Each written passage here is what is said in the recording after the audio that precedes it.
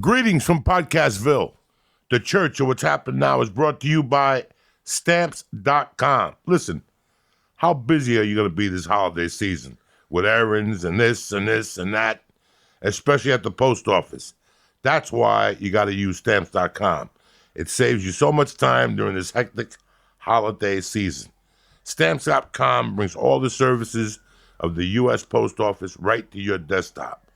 Buy and print official U.S. postage for any letter, any package, any class mail using your own computer and printer, and the mail carrier picks it up. No trips to the post office required. It couldn't be easier. What I'm going to do is this. I use Stamps.com. My wife uses it to send out T-shirts and mugs. It is a tremendous service. And right now, you can enjoy the Stamps.com service with a special offer that includes a 4-week trial plus postage and a digital scale without long-term commitments. Go to Stamps.com right now. Click on the microphone at the top of the homepage and type in Joey, Joey. That's Stamps.com. Enter Joey. Listen, you're not going to be sorry. Whether your business is small or large, Stamps.com is the way to go. The Church of What's Happened Now is also brought to you by Onnit. Listen, Onnit's doing some great fucking things over there. I mean, I live and die with them. They've been with us since the beginning, and you guys know I use all their products, from the fucking kettlebells to the Shroom Tech Sport to the Shroom Tech Immune. It's Christmas time. They just had a sale, and the sale keeps going on. If I was you guys, I want to start the year off with a bang. Go to Onnit.com right now and press in church. Start off with the Alpha brand. If you don't like the Alpha brand, it's 100% money back guarantee, and they don't want the product back. Who does that? When was the last time you bought weed, you didn't like it, and you brought it? Never! Go to Onnit.com right now and press in church. Bam! And get 10% off, and it gets delivered right to your house, all right? It's Monday, December 3rd. Let's get this party started. Kick this fucking mule, Lee.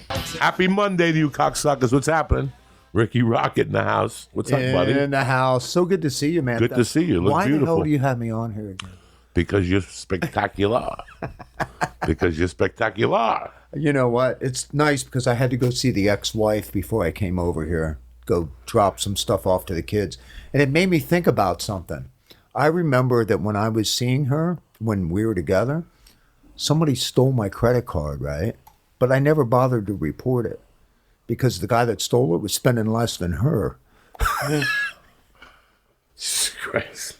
You can use that. That's free. Now, the ex-wife, how's your relationship with her? It's fine. You talk? You're we civil? Talk. Yeah, we're civil. That's the most important fucking thing. Yeah. The ex-wife war could be fucking... well, we've been through that too, you know. So now you're civil. Now you put your differences aside. Yeah. For the sake of the kids, man.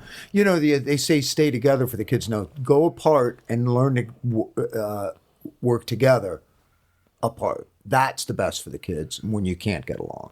We did everything we could, and it just wouldn't work. When people stay together for the kids see it. Absolutely, 100%. They feel it. Yeah, they feel it. They do. They do. The kids feel it, and you're doing the kids a disjustice anyway. Yeah. You know, divorce is a fucking motherfucker. I was talking to a guy this weekend that got divorced after 37 years. Like, what do you do? 37 years. Yeah. How old's the guy? Let's say he's 60.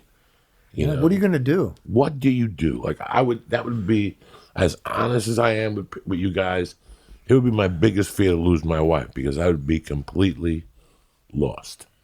Well, I mean, like George Bush. He was lost when Barbara died. Lost. That's why he died. I mean, I entrusted my life. Now, he was old, too. Don't get me wrong. But, I mean, you know, after my mom went, my dad was a year behind her. Yeah, my wife is I don't know anything. I don't know anything about the house, the mortgage, the rents, the car payments. Isn't that funny how they wind up running the show, right? She's an accountant by trade. She's an accountant? This is what she does. Oh, man. Do you have a prenup? Huh? Do you have a prenup? No. God. I couldn't have a How can you have a prenup with somebody who saw you grow from nothing? I couldn't have a prenup. Well, yeah, that's different. I would not even. My ex-wife came into it. I was already, poison had already done. Right. We were, I mean, all our pivotal records had already been recorded by the time we got involved. Right. So. I'm talking you move out here from Pennsylvania, moving, a girl sleeps in a car with you for a week until you find an apartment. Right. Doesn't give you It's any different shit. deal. Yeah. You get an apartment with her, you have your ups and downs. All of a sudden you join a band, what are you going to do, dump her? The karma that you're going to have on you. I did. No. The karma that's going to be on you is going to be the stench of 10 dead fucking monkeys. Yeah. So you don't want that stench on you.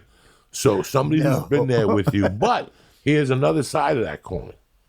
That when I got married because she stuck it out with me in prison. Yeah. Yeah. The first wife. The first wife. When I came out, I felt obliged. Even though we were having ups and downs, I felt like she stuck it out with me. I ended up marrying her, and it backfired. Yeah. So there's two sides to every coin, guys. Yep. So. Yep. But my girl went through all the cancer stuff with me, but it wasn't like I don't feel obliged. I mean, of course I do to some degree, but that's not why I'm with her. I feel like she showed me the side of her that I was looking for in somebody. There was other candidates, you know what I mean? But somebody that will, really stand by you. I mean, come on, man, that's gold. You know what I mean? I mean, it's just... You cannot... I'll never forget that her and I had been dating about 2 or 3 years. And at that time, I don't know if it was A&E, they did a series of stories about different actors and comics. And they did a story about Kennison. Oh, right. They were talking, and they go that he dated a girl in the beginning and dumped her, and she knew he was just using her, And, Right. And I'll never forget that my wife at the time, after like 2 or 3 years, looked at me and she goes, I hope you'll never do anything like that, if you ever happened. Did you know Kennison? No, I never Yeah, I met did. him. I did. Cece hung out with him a lot. A lot, right. Cece and him were tight. Yeah, but that was, they were. That was... And so, therefore, I saw him a lot. You know what I mean? Personally, I think Cece is wittier and funnier than Sam Kinison. You have no... I thought... There was a time when I first moved here where I'd see Cece, and he'd honestly make me laugh. There's people who make you laugh with their wit, but there's people that their body language cracks me the fuck up, and CC is one of those guys. Who's CC? The guitar player from Poison. Okay, gotcha. Yeah. But it's really weird. He's from Brooklyn. Yeah. So he's got that natural character, who else is like that? Ace Frehley. Yeah, he is. Ace Frehley, I think in the early interviews, I can't control myself some nights. I go into a kiss hole, and I get into, early ones when Gene would be furious and Ace Frehley would be high as fuck, cracking jokes Laughing and shit. his ass off. I Laughing remember his once ass off. some interview he was doing. He was laughing about something where they said, what else are we going to do? Be plumbers? Yeah. And he's laughing his ass off about it. And Gene's like, all serious, He's howling. Yeah. But the last couple of interviews I see him with, ever since he got clean and sober, he's not that funny no more. Oh, now he's more, he's more focused on the music, which I love Ace. No disrespect to him. I just think ever since he got sober, he's just a little bit more tighter now in his interviews. All right, now sorry. It's like a kick drum. The Kiss reunion, or not reunion, but supposedly it's going to be the last tour we're talking about. Right. It's got to be with Ace and Peter, don't you think? I don't think Peter will do it. That is causing that tour, isn't it? That tour could be. We were looking at Stones tickets for $800. Right. I think this Kiss Army tour could be $1,200 a ticket, and they could get away with it. But they gotta have Ace, and they gotta have the other guy. But then something else happened that destroyed the tour. It's done. Yeah. Unless you're fucking crazy, because last Monday on what's his name show, they busted out Paul Stanley. His voice is gone. Is it really? So he's gonna do this tour lip syncing. Seriously? The people that are in the know, like in music, are like, Paul Stanley got that operation, and instead of recovering properly, and I'm not even part of the Kiss Army. It fucked it up? This is what I learned just listening to that guy on Mondays. What's his name? I don't know. The guy on Sirius that I like, Jim Florentine's buddy. They have a metal show together. Oh, okay. You know, Michael Trunk, Eddie Trunk. Oh, Eddie Trunk. Eddie Trunk. Yeah. I love I on love Eddie Mondays. Trunk, yeah. I get in the car just to listen to fucking Eddie Trunk. Yeah, no, Eddie's the shit. So last Monday, busted out. I caught the tail end. I had the baby. Yeah. I had to take her to Muay Thai. You know, the first 10 minutes of Muay Thai, I could sit outside. My wife's with her, but then I have to go in and watch the class. So I just heard the thing that they're doing the tour, but they taunted people. Because they've been taunting people. They did the Kiss Cruise, and they had fucking Ace come on and do 2 songs. You know, these Kiss people are serious. Poison people are serious. Led Zeppelin people are serious. Right. You know, you remember as a child growing up in Pennsylvania, Yeah. and I've always used this argument because America forgets this argument. There was a time before 1979 that no matter what fucking album you liked, there was always one asshole in the circle that said, it doesn't matter if the Leonard Skinner's good, but they're not better than the Beatles. Wait till the Beatles get back together. Do you remember that? Yeah, Before John Lennon got shot, there was always one fucking nerd in the room that didn't like whatever. And there was always like that, you know. There was always. You know, There's one naysayer, of course. You're with 16-year-olds in a room, and you're listening to the new Poison album. And 4 of us are in. One guy is always the bass sounds off. There's always that one jerk off. But then there's always that one. Then there's always that one jerk off at the end that goes, "It's a good album, but it doesn't matter. Wait till the Beatles get back together." There was always that one asshole. I was so happy the day John Lennon got shot because all those people fucking had to go fuck themselves. I was happy and sad at the same time because now I could win an argument. Right. I could finally win a fucking fuck you with the Beatles. It's over. But it was weird. Like I don't even know how we got the topic, but it doesn't really matter. They take it seriously with their band members. They take it very seriously. You know, these people. Listen, man, when you're a fan or whoever, you'll pay whatever. You see the prices. We were talking about, there's no money in music no more. So there's no money in music sales, so that money has to come from somewhere. Right. A lot of stuff is live stuff. And like I said, like Devil City Angels, my side band, we're negotiating with a label in Australia. They want to do a single at a time. That's how they want to do it. They don't care about a full record all at once, like where you go lock up for 2-3 months, make a record, and then release it, and then keep releasing single. They want to do it one song at a time, and it makes sense. It's like back to the 50s, you know what I mean? Because that's how people consume it now, one thing at a time, quick, you know? It's not necessarily a bad thing. I mean, I just think you have to look at the industry a little differently. People are just like, oh my God, they're just so doomsday about the music industry now. What happened? You know, a lot of things happen. A lot of things change. And a lot of people bitch about the internet. Oh, it's the fucking internet, you know. It's a lot of things happen. I mean, cultural shifts and all sorts of stuff, you know. Rock and roll isn't as dangerous as it used to be. It's just not. And I think that hurt rock and roll. And rock and roll were albums. Rap were albums. That was the last thing to go. It was always the CDs, you know what I mean? The albums, and then, of course, the CDs. And the CDs were the last things to go. And the last places that it went were the people that were buying rap albums. You know, rock went, and then rap went. But rock's not dangerous no more. We were raised on the... You're giving me $7 for an album concept. Like, I was just thinking about this. Like, I don't know how much music I've bought. I don't know how many millions of dollars I've spent on albums. They got lost. I rebought them. Just the collection, the vinyl I gave away. The vinyl collection I gave away in '84 broke my heart. Like, it was one of those things where you had to turn your back, and I had to, like, get in the car with tears rolling down I got a story, and I don't even want to tell you because it would just implicate somebody so bad, but somebody put my records out in the fucking rain. Okay? I'm talking Led Zeppelin 2, all kinds of shit. The Who, Tommy, all kinds of shit. Gone. Fucking gone. My collection from... I'm not going to say who it is. What do you... Like, at that situation, you want to stab a motherfucker. Yeah. Especially if you have that type of collection. I can't even verbalize the things I've thought of, you know. It would get me arrested. I can't imagine. Like, there's people who could just go to, not Chibo. What's the name of it on Sunset? The music place? Gazebo? Amoeba. Yeah. You go to Amoeba, drop $20,000 and have a great music collection. Yeah, you could. That's one thing. Yeah. That's one thing, which I refuse to do. I don't know. I'm still into I feel bad that I gave away my albums in '84.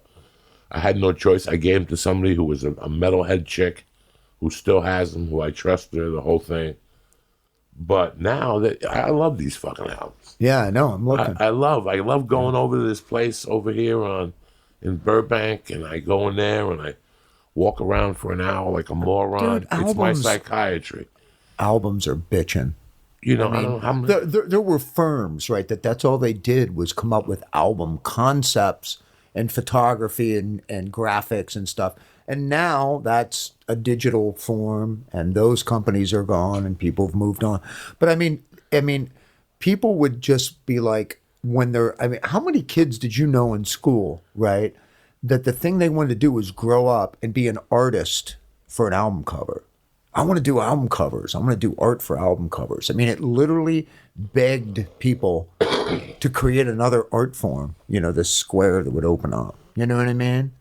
And we don't have that anymore. I mean, yeah, sure, there's a few here, but it's not like it was. No, I always say that they took away that whole... Listen, I grew up on Saturday mornings watching cartoons. Saturday morning, early American kids, you watch cartoons.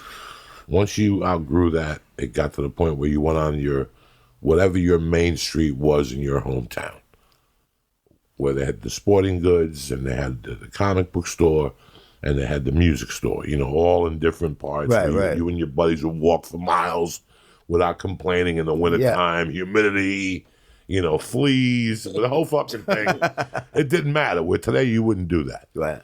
You know, that feeling of going to the record store and like, you're going to get something, I'm going to get Sabotage, you're going to get Pink Floyd, Metal, and Lee's going to get Rolling Stones Made in the Shade. But then we get down there and you'd find something cooler. You'd find Metallica on whatever, and we changed. There was something to that. No, let me tell you something. It would be like, I don't remember what day of the week, but I would get my allowance for doing, you know, chores and stuff like that.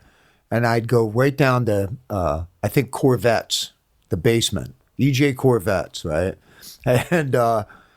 And sometimes I'd just look at the cover and go through all these covers and find like the coolest looking cover and go, I'm just going to try this. And sometimes you fucked up. It would be like horrible. You'd be like, But I discovered shit like UFO and stuff like that just by the cover. The cover. Because I thought it was so cool. I'm like, they've got to have they have to have good music if they put this much into the cover. That's where my head went. No, you know my head too. And, you know, so made you try things. Now it's the whole different way. I mean, they did this social experiment. They asked all these kids, you know, hey, what would you rather have, Snapchat or would you rather have iTunes? And like 70% said, we'd rather have Snapchat. I can't even wrap my head around that. Can you? No. You know, music is like ancillary to like a lot of kids growing up now. It's like an ancillary product. It's not like the thing. For us, it was the thing.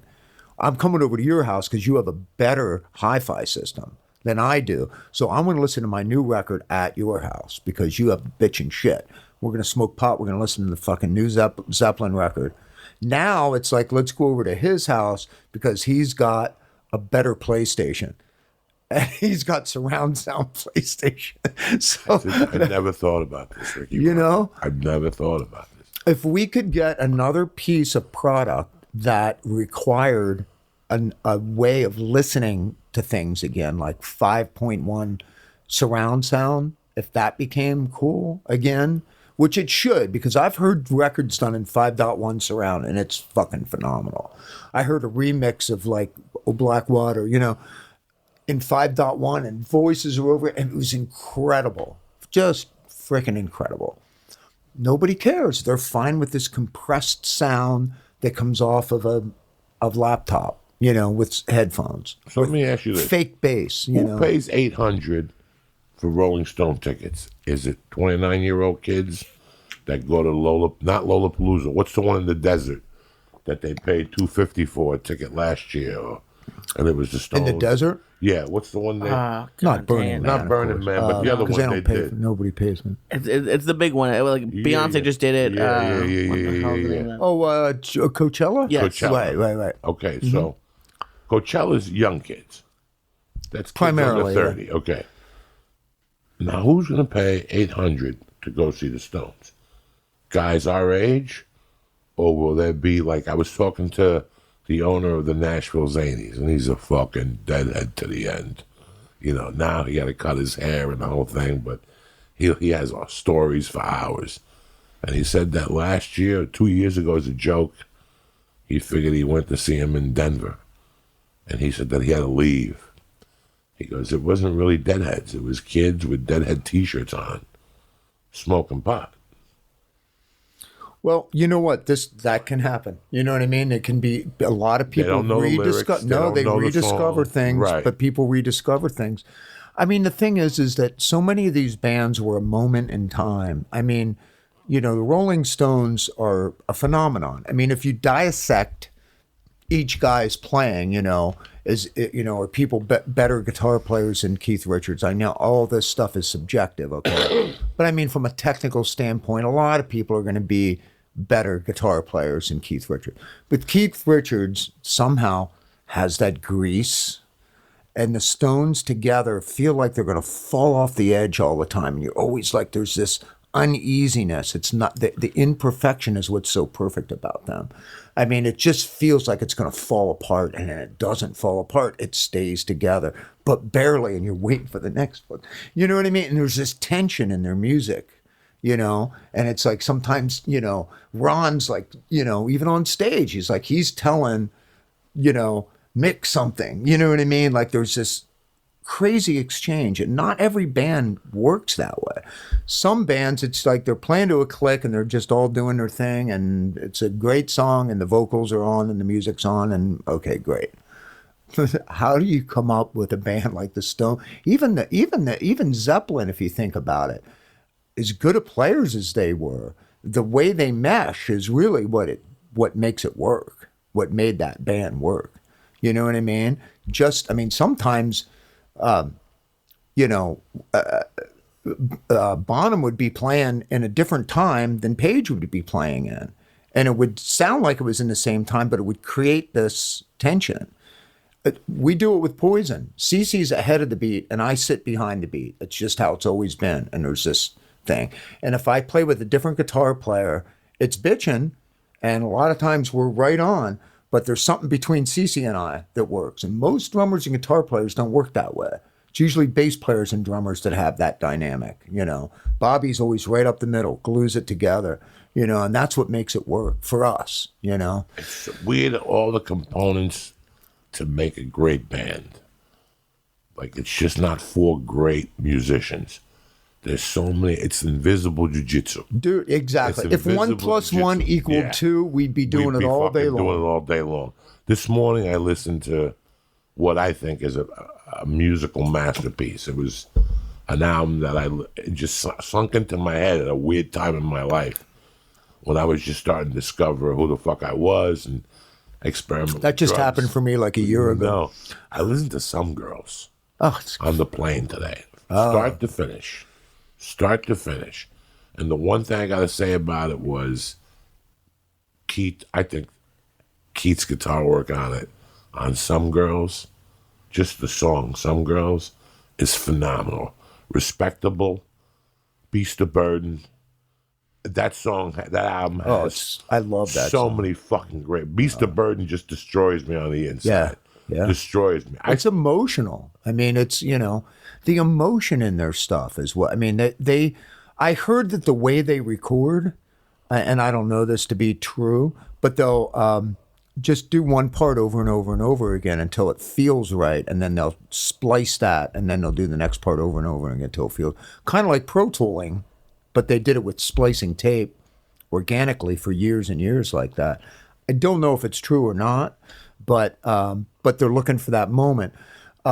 You know, when we worked when we worked with when we did the Flesh and Blood record, that's how it was. The producer, God rest his soul, he only wanted 3 takes out of me.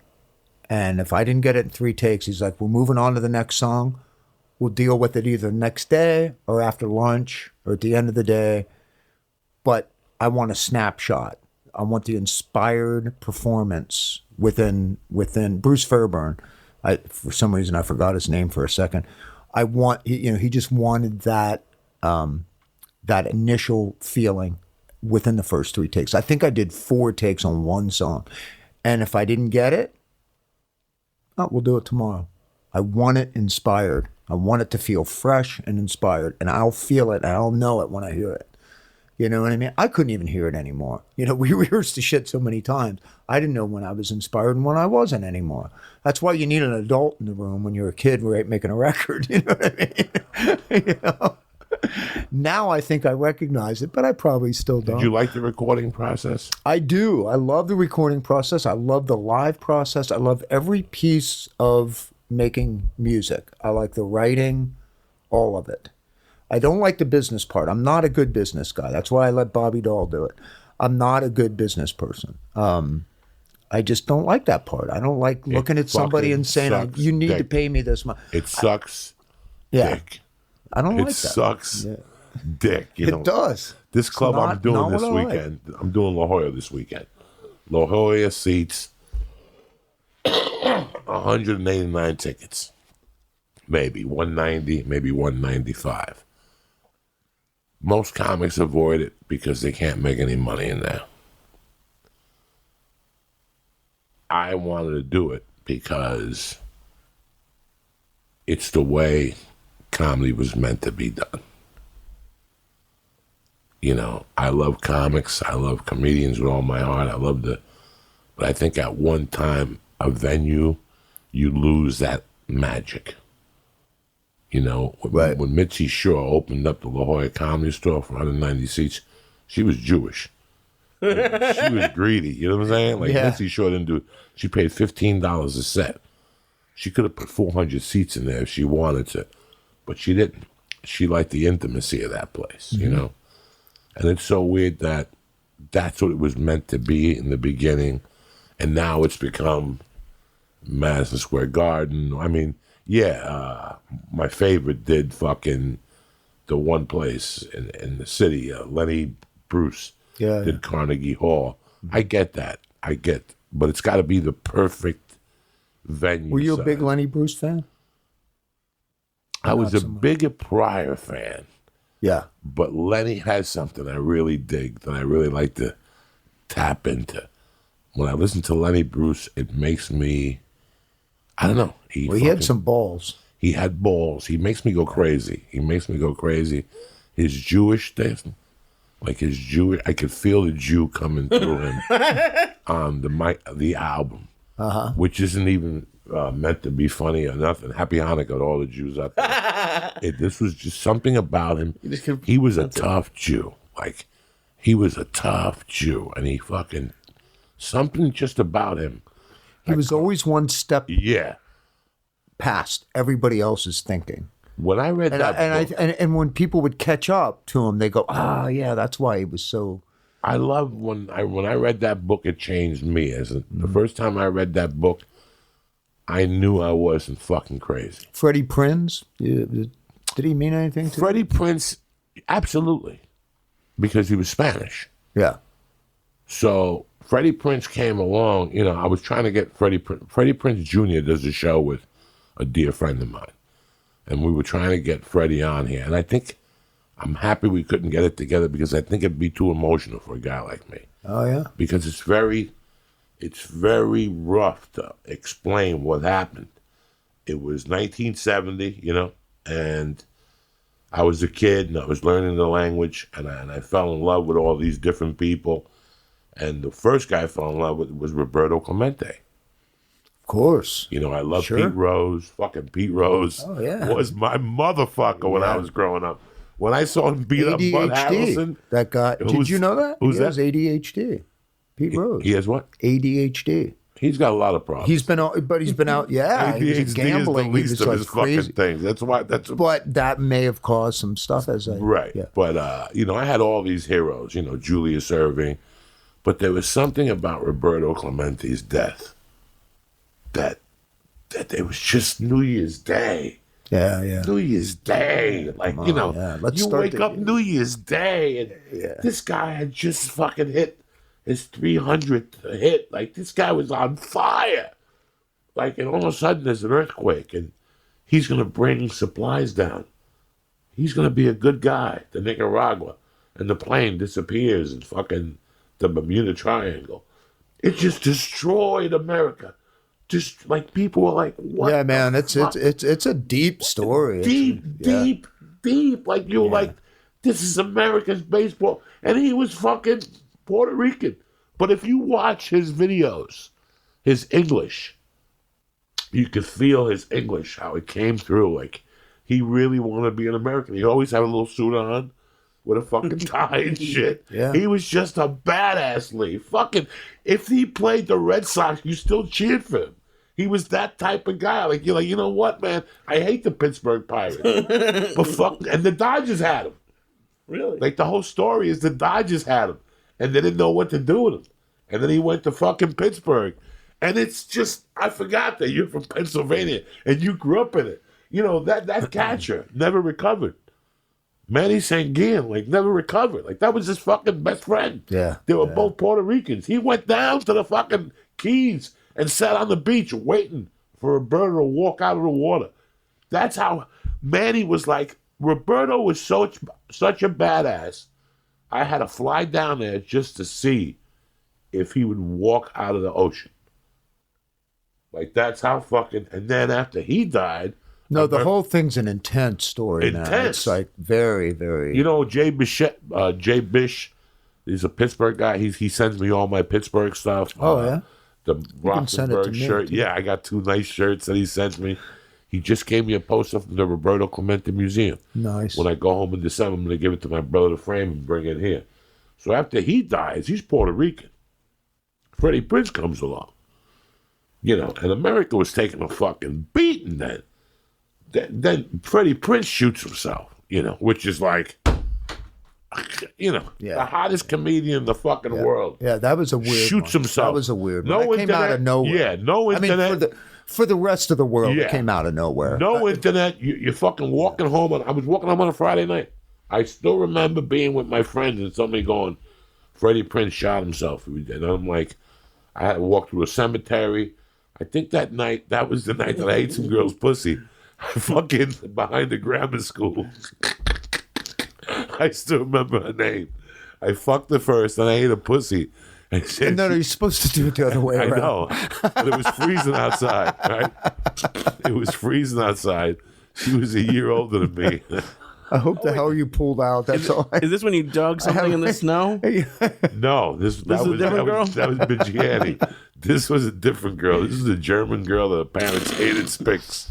They were Nazis, and they hated Spanish people. Hey, well, listen, go back to Desi Arnaz. I mean, that had to, come on. Well, Desi I loved and the whole thing, and I related to it. But once Freddie Prinze shot himself, that's it. Well, that's more our era, too. And then I'll tell you what destroyed me. The one that put the fucking straw in the camel's back was Bruce Lee. That was it. Fuck yeah. That fucked me up for 3 or 4 months. I went nuts for 3 or 4 months. I just saw Danny Anasano. Yeah, we saw him that day when we were down there. Well, no, I just saw him. Again, Jude took a picture with him. My son was with me. It was, 2 weeks ago. And what's he, 80-something? I mean, and he trains every day. He is Yoda. He is the living Yoda of our generation. I mean, he's learned more martial arts. He's forgotten more martial arts than I'll ever learn. I mean, the guy's amazing. I took, one of the first things I wanted to learn was JKD because of Bruce Lee. And so when I had the money and the time, finally, I dedicated myself and I hired Cass Magda who was Danny's protege for a long time, and Danny was Bruce's protege. So I'm like, well, shit, this makes me like third generation Bruce Lee, kind of. You know what I mean? And I worked with him for 5 years, and I learned JKD, and I learned Kali, the stick fighting and knife fighting, and Syatt. And that's where the ground stuff started to come in, which connected me back in high school with the wrestling when I wrestled in school. And so when I met the Machado brothers, I was like, that's what really sunk into me. I realized that I'm a ground game guy. What's Syatt? Well, there's supposedly Silat. Yes. Right. Penjak Syatt, which is, I've heard that there's like hundreds of styles because there's hundreds of villages. Okay. But the one of them was, in like Sumatra, that's so wet, so they just start in the ground because they're going to fall down. So they just start there. And that's one of the kinds. Some of it looks like bad Kung Fu. I mean, some of it's not good. And some of it's extremely effective stuff. You know what I mean? It's a loose grappling style. And there's strikes, but it's more, trips and get the guy on the ground. And sometimes there's weapons involved. It just depends on the style of Syatt. There's just a couple, like 140 styles or some crazy fucking number. And some are more prominent than others. I remember meeting some people from Indonesia, and guy came into a jiu-jitsu school, and I'm like, did you ever study Syatt? And he goes, no, there's Taekwondo schools on like every corner. I'm like, well, good thing I'm not going over there. I can learn more of it here. He goes, yeah, you probably could. What's Jeet Kune Do like? Like, I think it's very simple. Me so much that I didn't even want to even fuck with it. Like.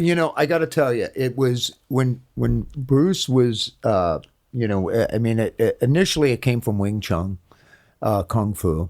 And I think when he came over here, he realized that American Western boxing was such an alive art that, because it's when he said, like if you can, box for a year and wrestle for a year, you can probably beat every lifetime martial artist, because he realized how effective those things really, truly were. So he started to combine the boxing and the Wing Chun, Kung Fu together. And I think it just started, and he started to look at other martial arts and go, this is why this works and this is why it doesn't. And why are people practicing and learning techniques that don't work in real combat? What the hell are you doing this for? And he would verbalize this, and he would piss people off, man. He made a lot of fucking people mad. And he was just being truthful. He's just going, you have to listen to your instincts too. You can't just 100% take somebody else's word for it. Hey, if I hit this person in the solar plexus, it's going to crush this and they're going to fall down and they're going to die. Well, if that worked, it'd be happening in the UFC. You know what I mean? But so I think what he did was just put a lens on it. Cass told me that, you can actually learn JKD in like 3 months. The principles, the punches, the strikes, the kicks, it's not complicated. It just takes a long time to get really good at it. It's just like Muay Thai. There's not a ton of punches and kicks.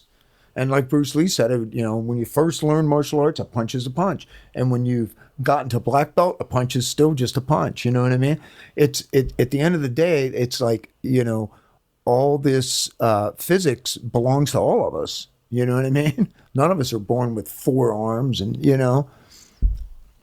So it's not a complicated art. It's not at all. It's very simple. It just takes a long time, I think, to hone it to where you're really good at it. It's just like drums. I can hit a drum and make a noise. You can hit a drum and make a noise. But to make the noise cohesive into something that sounds like a piece of music, that takes a little time. And that's what JKD is. It's putting all those pieces together until it no makes some kind of forms, sound. right? No forms. No, there's no forms. They used to, sometimes people teach with the wooden dummy. I know Danny did that. I've never studied under Danny, so I'm not sure, but from what I've heard. And but Cass didn't do the wooden dummy.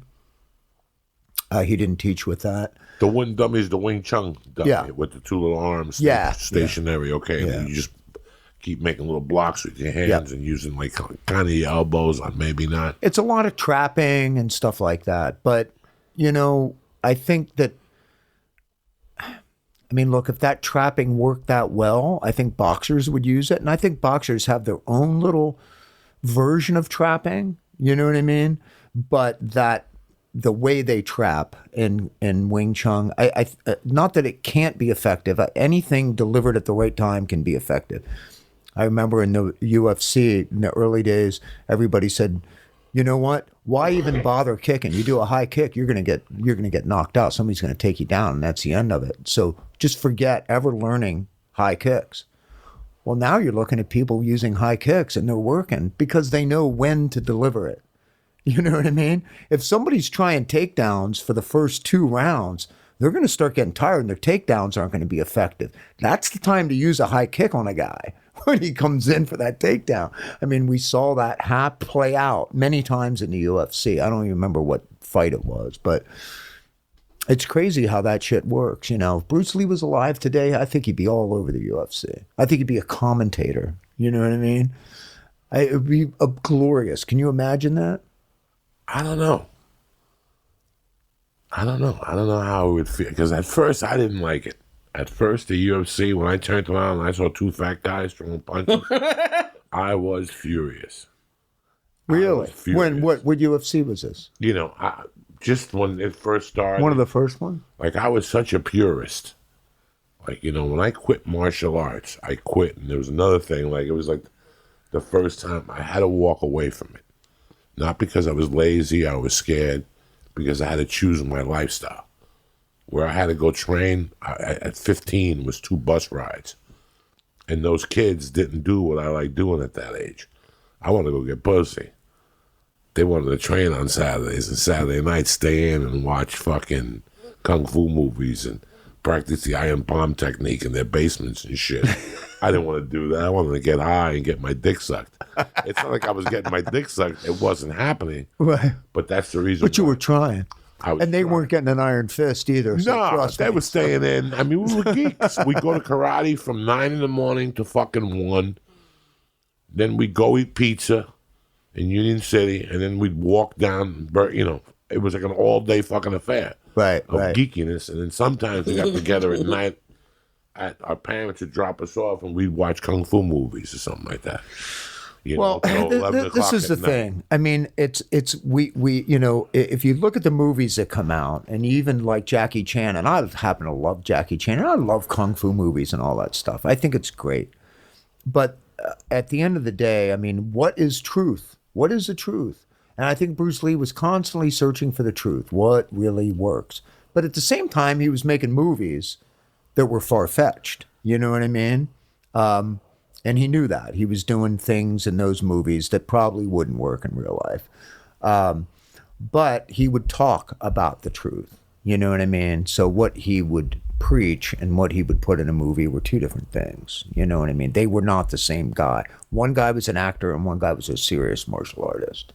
That serious martial artist is the guy that I really found the most intriguing. But, what is the truth with, anything can, you heard the old saying, any horse can win on any day. Some pure karate guy, old school karate guy could walk into the UFC and win. You don't fucking know. Probably not. You know what I mean? The hybrid is almost, you almost have to have that hybrid thing today. That's what blows my mind about Damian Maia, though. And you know about Damian Maia. He's one of the few guys that, I don't know how much stand-up he trained or where he trained his stand-up. Not a ton of it, I don't think. He's one of these guys that, he's like a John Jock or any jiu-jitsu guy with almost pure jiu-jitsu's come in and ranked, up to 4 or 5 in the UFC. He hasn't fought in a while.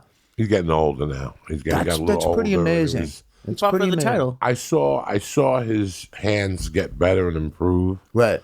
But they never really matched. But it's one of the few martial arts that still holds up even today in that kind of an environment is Brazilian Jiu-Jitsu. No, it does. Still holds up. I am very impressed with it. You still have to learn how to. Very impressed. And you know what? There's more ground and pound. I watched Fight Night last night. There was so much grappling and ground and pound. There for a while, I was seeing so much stand up. I'm like, damn, it looks like K1 kickboxing. This isn't as interesting to me. And then all of a sudden, little by little, and I think Khabib ushered that in a little more, I mean, the guy that has like one of the best records in UFC history was grounding and pounding. It's like, he's got something right here, What do you think, or why do you think there aren't as many martial arts movies anymore? Like in the 80s or whatever, there was Jean-Claude Van Damme. There was, I'm blanking on his name right now, but the guy who's kind of Russian, he goes to Russia. He still makes movies. They're not that great. Whatever it is. Well, you're going to answer this. It's a UFC, right? Yeah, but I mean, there was still, there was action movies back in the 80s. There was Rambo and all that stuff, but there was still martial art movies. The other night, Billy Jack was on. Oh, I'm going to put this leg on that side of your head, face. and there ain't going to be a fucking thing you can do about it. Lee, this is 1970. They took a deep fucking chance with Billy Jack, and they won. Yeah. They had him until they took him to trial. The trial of Billy Jack lost me. Yeah. But Billy... And you know who did the soundtrack? Who? Coven. A band that had a 12-minute Black Sabbath, literally, on their record. It was on a record called Blood on the Snow. And the lead singer is a girl named Jinx. I don't ask me why I know this. My mind is a freaking junkyard. I love it. I love it. No, I love it. Because a lot of people don't even know who Billy Jack was. I forgot it until... And he was fighting for the Indians, man. He was fighting for the Indians. That's what that was about. So it was like 1969. Bruce Lee's already out. People already know about Bruce Lee.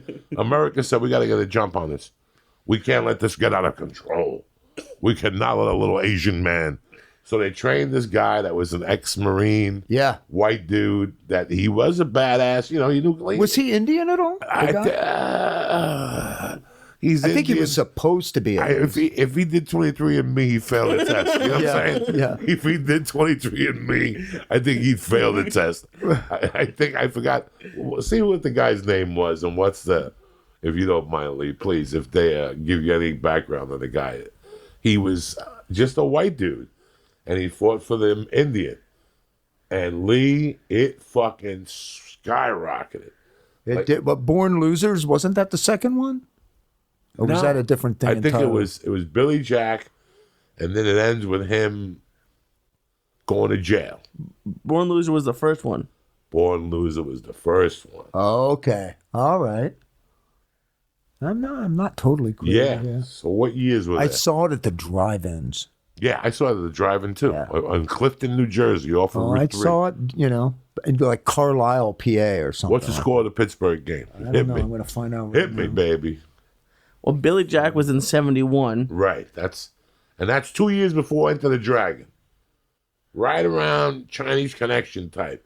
So it was ballsy to release. Ooh, 7. 23-7 Steelers. I love it. It's at the half, though. There's still some football to be played.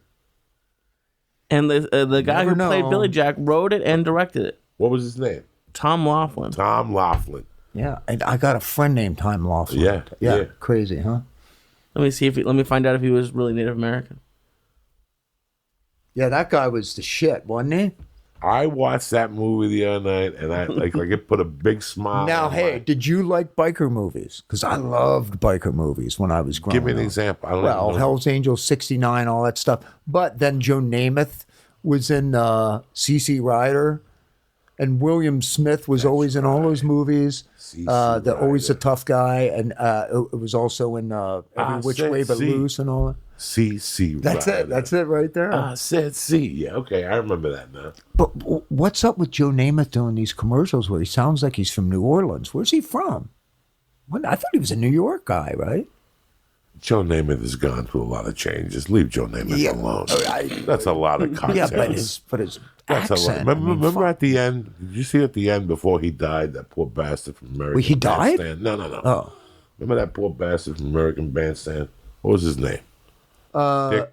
Oh, yeah. Dick Clark. Dick Clark, yeah. Like the last New Year they had him on, I couldn't even believe they put him on. Well, he had a stroke, didn't he? His head was all fucked up and shit like this. So, And you know what? I do want to do a quick little shout out to Kenny Bond, by the way. I'm sure you heard about that. No. One of our jiu-jitsu guys battled brain cancer for couple years. Oh, yeah, somebody was Finally saying. passed away a couple days ago. And just, I mean, every street sports school were just all in mourning about it. He was such an awesome dude. And, you know, so I know Nadine, his wife, and, you know, he's got the kids and stuff like that. And they do, I think I put up on my Facebook page a link to the for a support page there. What do you call it? A GoFundMe. GoFundMe. Okay. So I hope people will definitely contribute because shame. you know it is, you know, yeah, I was really devastated about that. He wasn't Native American. Told you. He wasn't. No. No. Okay. No. He just sold it. He said he wore the hat. Yeah. He put the hat on and he just spoke this. It was what a weird time in America. I was a kid and I remember how, like, that was it. America was back on Trump. He was like Trump in 1970. Like, America was back. He was ready to go. They had taken it back. We were coming back from Vietnam and we got Billy Jack now. And Yeah. Billy Jack was, that was a badass movie. There was so many cool movies back then, I think. I mean, maybe it was just because I was so young. It's just everything was amazing to me, you know. I still remember the commercial for the French Connection. Yes. Fuck yeah, my dad took me to see it. My mom said, no, you're not going to see it. My dad took me anyway. I remember going to see that in the movie theater. But the commercial said, filmed in New York, where it happened. When he's running up the stairs and... Wasn't that the first high-speed auto chase, Yeah. like ever? Something like that? Pretty famous. For editing, it's the first, that's the first ever. Yeah, it's pretty cool. I saw that at MoMA in New York. Oh, did you? Yeah, they were screening it. It was fun. It was great. So wait a second, that's the first time... That, you know how he chased him underneath the subway? Yeah. And that was the first time they ever shot a scene like that. Really? Yeah, it was the first one, yeah. And of course, Steve McQueen did stuff later, and Steve McQueen took it up a notch, you know. So did fucking Burt Reynolds in The Longest Yard. Hell yeah, he did. With Avant, whatever the fucking car he was. Yeah. That's why I'm really in shock that was the first big car scene. That's crazy. French Connection was what year, though? That was like 68 or something. I mean, 69. something like that. Let's see here. We should play Trivial 71, Pursuit. yeah. 71, If okay. I tell you the reason I went to see that movie, you're not going to believe. But I'm going to tell people at home anyway. Okay. There's a writer called T.J. What was his name that we brought him on? English. T.J. English is a writer out of New York, and he's Irish guy, and he wrote a book about the Westies, and then he wrote 2 books about Cuban culture, and they both Westies were badass Yeah, motherfuckers. they're badass I know about motherfuckers. it. Then he wrote 2 books that one's getting done as a TV 10-part miniseries on HBO. It was that good. And the other one is called, whatever the fuck, the one that we had him on here for. But in that book, he had a bunch of names of people that I grew up around, you know. And when he was writing the book, I contacted him, and he interviewed me on a lot of the people. A couple of weeks ago, I was thinking about the French Connection. And I called him up, and I go, can I ask you a question? In any of your files, did you read a name of a guy named Louis Bao? In Cuban, that means Louis the Turkey. That was his name, Louis Bao. So when I was a kid, the reason why I went to see the French Connection is because my mother pulled me aside and she goes, come here, go watch the French Connection and see if they mention Louis the Pavo. If they don't mention him, the movie's a fake. Did they mention? No. But when I talked to TJ, when I talked to TJ English that time, the first time he said no, but let me look through my stuff. And about 6 weeks later, he called back and he goes, this guy, this Louis the Pavo, was never really mentioned, but he was one of the original guys that was putting the coke on the cars and the heroin, and how they were weighing it. That's how they would put it in the car and ship it from France to the United States, and they would weigh the car, so you would have to take something out of the car because they knew the weights of the car. Yeah. They knew the weights of the car up to the thing. Like, you know, it's we. What movie were we watching? Oh, the one with Marky Wahlberg when they were chasing the diamonds, the gold around town. Italian Joe? And they could tell by the measurement on the tires if the weight on the... Yeah. You know. Oh, yeah. So they'll cut the tire right open and fucking... Because that's, you know, coming across the border. I'm going to use the restroom. Go ahead. Just a quick potty break. I'll be right back. Go ahead. We're going to read a fucking ad real quick. While I have you here, while Mr. Rikki Rockett is taking a little breather, I'd like to talk to you people about a little something. On it is always there for you. They're there with supplements. They're there with kettlebells. They're there with whatever you need them. They got it. This morning before I got on the plane, what do you think I did? You think I fucking... Yeah, I smoked a joint. But I also took 2 Shroom Tech Immunes. Because I don't know who's sitting next to me. I don't know if Ali Baba's sitting next to me or John fucking Smith. And I don't want to take a chance because God knows what the fuck they're breathing. You don't trust either of them. I don't trust nobody. So when you're flying, always remember to go with Shroom Tech. Why do you ask? Because... God damn it, John. And I know I got one for you now. Finally. But it ain't going to be that one. It ain't going to be this. You don't know that. No, wait till you take a whiff of it. Oh, God, stop waving it at me. That's the worst part. God damn it. I cut one of these before. Go away. And I could not believe it was so fucking bad. Yeah, I was hoping that Rikki Rockett didn't sniff it. Because there'll never be a guest on this show again if he caught a whiff of this. Thank you for sharing it with me. Your fucking airplane farts. Why are you standing up now? Oh, he's airing it out. Because I got to shake it out of my leg. This is the same person who farted so badly you had to take a shower after your last one. Stop waving it at my God damn it. See, you can never leave again, Rick. It's been farting the entire time. Oh God, I can't even breathe now. Sorry about Go to Honda.com and press charge. And get 10% off your order, all right? Shroom Tech Sports, Shroom Tech Immune. So talk to me. What possessed you? What possesses a man to wake up one morning and say, you know what? I'm a black belt in jiu-jitsu. I've sold millions of fucking records with a band. Millions worldwide. I'm going to wake up and open up a coffee company. Talk to me. You know what? We were talking about this earlier. My buddy Garrison, the head of A&R for Drum Workshop, we started we're such coffee fanatics that we bought a little roaster. We're like, let's buy some beans and let's just fucking roast, So we were doing it in the garage on Sunday afternoons, right? Watching TV, and then we go, we got to do a podcast and have drummers on the show. Since you work for Drum Workshop and I'm a drummer, but the rule is that we can't talk about drums. We just talk about everything else. So we thought it was a great fucking idea. And then he moved, unfortunately. So a couple of years later, when I met my girl, we talked about coffee. She was a big coffee connoisseur. We just decided to do it. When she was modeling, she went by TCTNT, Bombs, and I'm Rockets. So that's why it's Bombs and Rockets. Now, when you talk about a big connoisseur of coffee, when she talks to you about a rock macaque beans and shit like that. She talks fucking beans to me, bro. Let me tell you something. It's odd. But like, there's people I've had discussions with people that know shit about coffee that has blown me the fuck away. You know what? It's just about taste for me, literally. You know what I mean? I mean, if it tastes good, it's good. I mean, have you tried the really expensive one where like an animal eats the bean and poops it out? I just saw a video about it. That. It's crazy. It's like $100. It's like really expensive coffee per cup.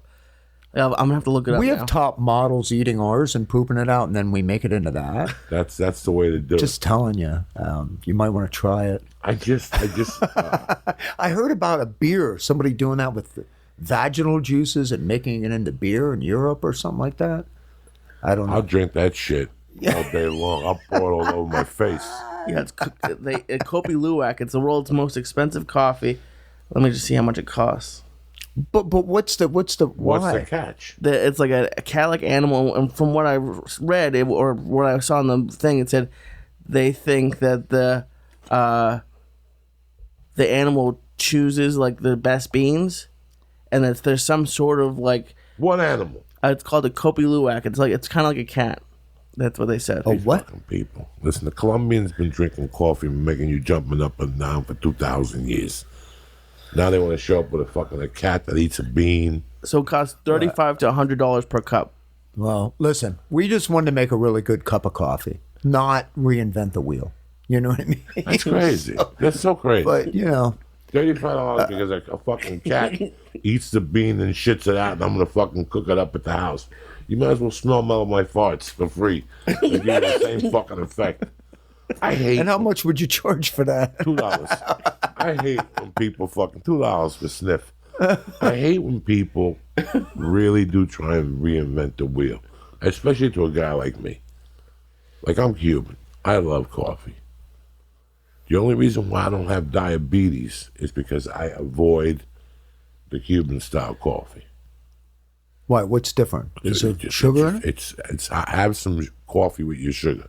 Oh, is that it? Yeah, 'Cause I have don't some. know. I love going. Because I know how the Turks do it. Right, Turks, stuff the like Greeks. I love going to Miami International Airport once every 2 years and looking at Starbucks. It's a fucking ghost town. You'd have to be an idiot to go into Starbucks in Miami. that. No, yeah. No, Like, if you go into a Starbucks do in that. Miami, walk out and shoot yourself. Because that's the best thing you could do for your life. Hey, man, you know what? Any city I go into, that's one of the things. And I love Starbucks. No. I like Starbucks. You're not getting me wrong. I love Starbucks. I love Peeps, whatever that is. Peeps. I love them all. What I'm trying to say to you is, in Miami, for $1.50, they give you a white cup that has 6 shots of espresso, Cuban style. That your dick gets hard. The hairs where you're bald over here, you can feel them navigating. It's like you snorted a Black Beauty in the 70s. You can feel your hair moving, your scalp. I swear to God. Give me some of that shit and I'll run home. Yeah, no. So a lot of people, that's why I'm saying when you go to Miami International Airport, you look at like the Cuban restaurant there, there's a line for fucking coffee. You look at the Starbucks, it's a one-person operation. I swear to God. Is your wife Cuban? No, my wife is from Tennessee. But we learned how to make Cuban coffee. They don't have Cubans in Tennessee? Yeah, they got Cubans in Tennessee. They got Cuban food in Tennessee. The problem is how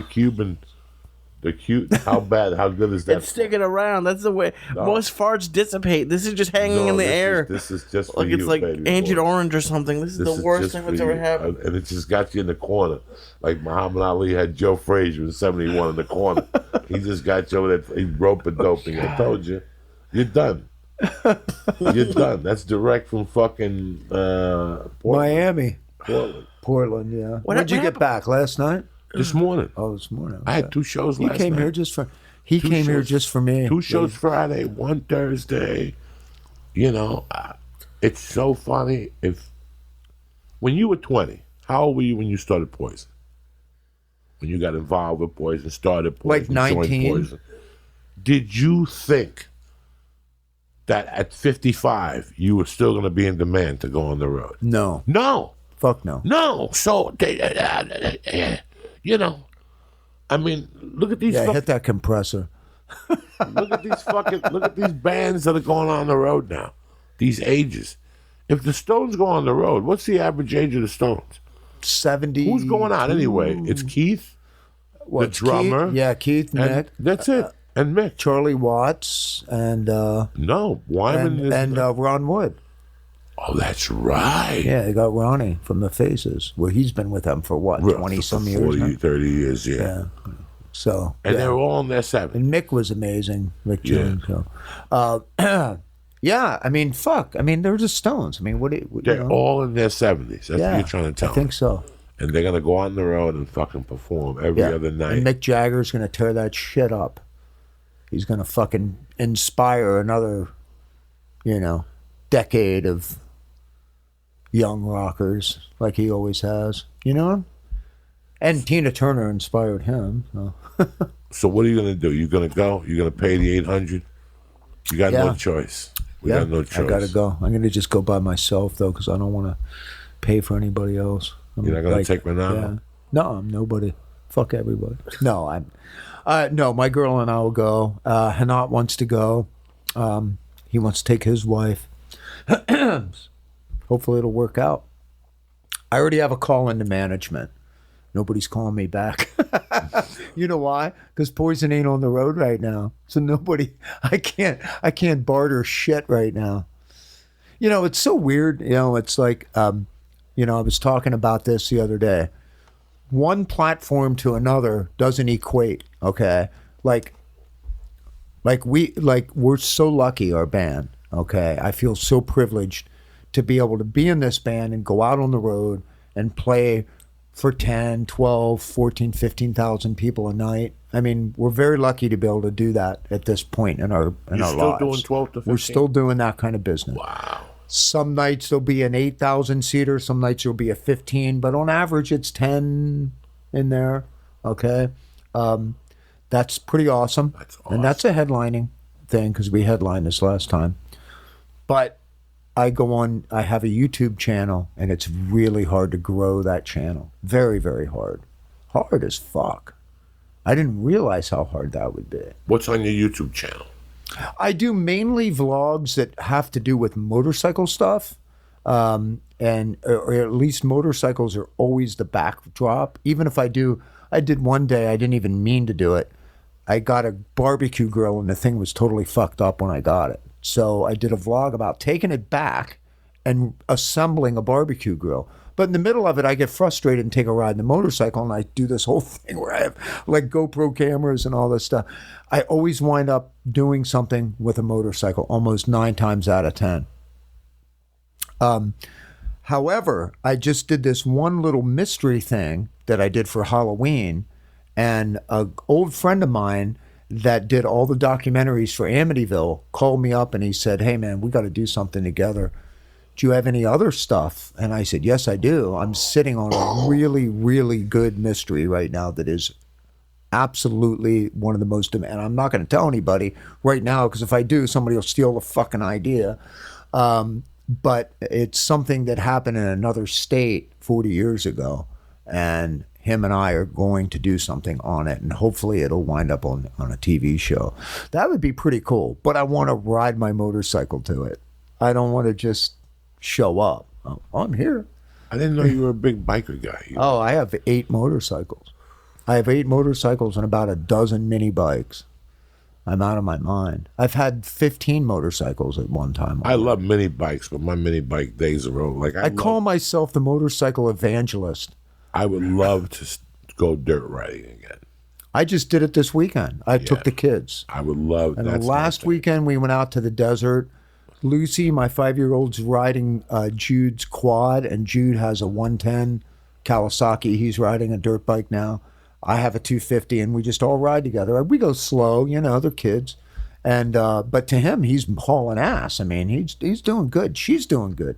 It's so much fun. They get dirty and filthy, I loved and it. It's just. I it's really awesome. fell in love with it. Do you ride crazy? Do you ride motorcycles on the street too? Oh yeah. Oh, definitely. That's where it ended for me. I did a vlog. Okay, this is one thing I did over the summer.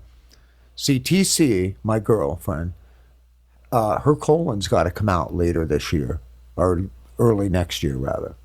She's got a very rare condition that she just has to have it removed or she'll get cancer. I beat cancer, at least so far. I think I'm good.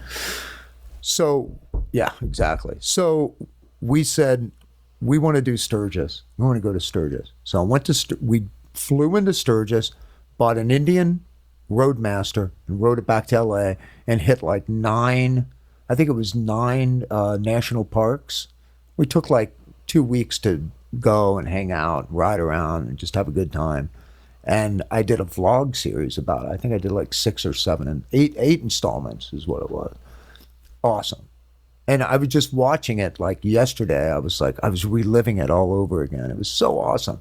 I had my girl on the back of the motorcycle, and we just fucking I think we wound up doing like 2,800 miles, almost 3,000 miles on the bike over a period of 2 weeks. I mean, we just fucking rode and rode and rode. It was awesome. got to do it, man. I want to do it again, but I don't think she's going to be able to do it. You know, You're for a fucking while. savage, brother. You really are. It doesn't end. It doesn't end with you. And it got hot. Holy fuck! It was 114 degrees going through Nevada. Yeah, that's a nightmare. That's a fucking nightmare. Bugs hitting your face. We had these shirts on that we'd get wet, put them on, and then these cooling vests we'd get wet and put those on. I mean, we're just soaking wet ourselves down and just go like 45 minutes until everything completely evaporated. Then we pull over to another gas station, get everything all wet again, and take off again. That's how we did that one day, where it was. I'd hardly even vlog because it was. I didn't even want to fucking pull a camera out. I was so hot and miserable. I just wanted to get to where we were going. But the rest of it was like chill. I mean, it was, you know, an amazing experience. And she planned everything out. Otherwise, I would have been sleeping alongside the road somewhere because I don't plan shit. She planned everything. We stayed at all these Airbnbs and, you know, stuff like that. You didn't get a couple a rash? crappy hotels. What's that? This fucking guy always gets a rash at Airbnb. Oh, I got. You know what? I got some fucking serious monkey butt though on that ride. Yeah. Oh fuck yeah. And we talk about it too. We put so much powder on. There was it looked like fucking Charlie Sheen had a party. I mean, there was powder fucking everywhere in this hotel room. I'm like, oh, we can't leave it like this, right? The guy had poison had a party in here. Did you ride motorcycles as a kid in Pennsylvania? Oh yeah, hell yeah. I'm thinking about it now. I've been thinking about it for the last year, but I just don't know where to go. Like, I don't want to have to fucking haul my bike. I like to live somewhere. That's why I wanted to move somewhere where I could just have my bike, you know, drive it maybe a mile on an off-road and then take it off-road. So you want a dirt ride? Yes. I don't want You got to get an enduro. I mean, a plated, but I mean, nowadays, nowadays, some of the enduros, like that fucking new KTM 6 days and 450 or whatever, that fucking thing is a race bike with a plate on it.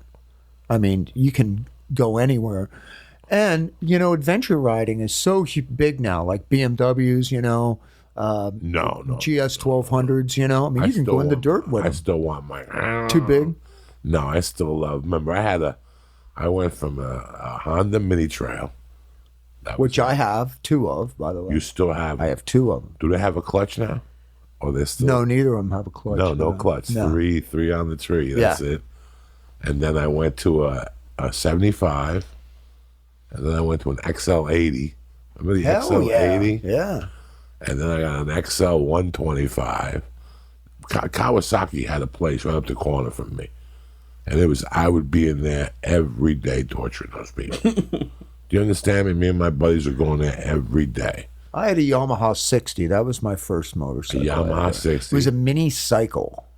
No, it looked like a motorcycle, but it was just little. You know what I mean? Kind of like what I got for Jude.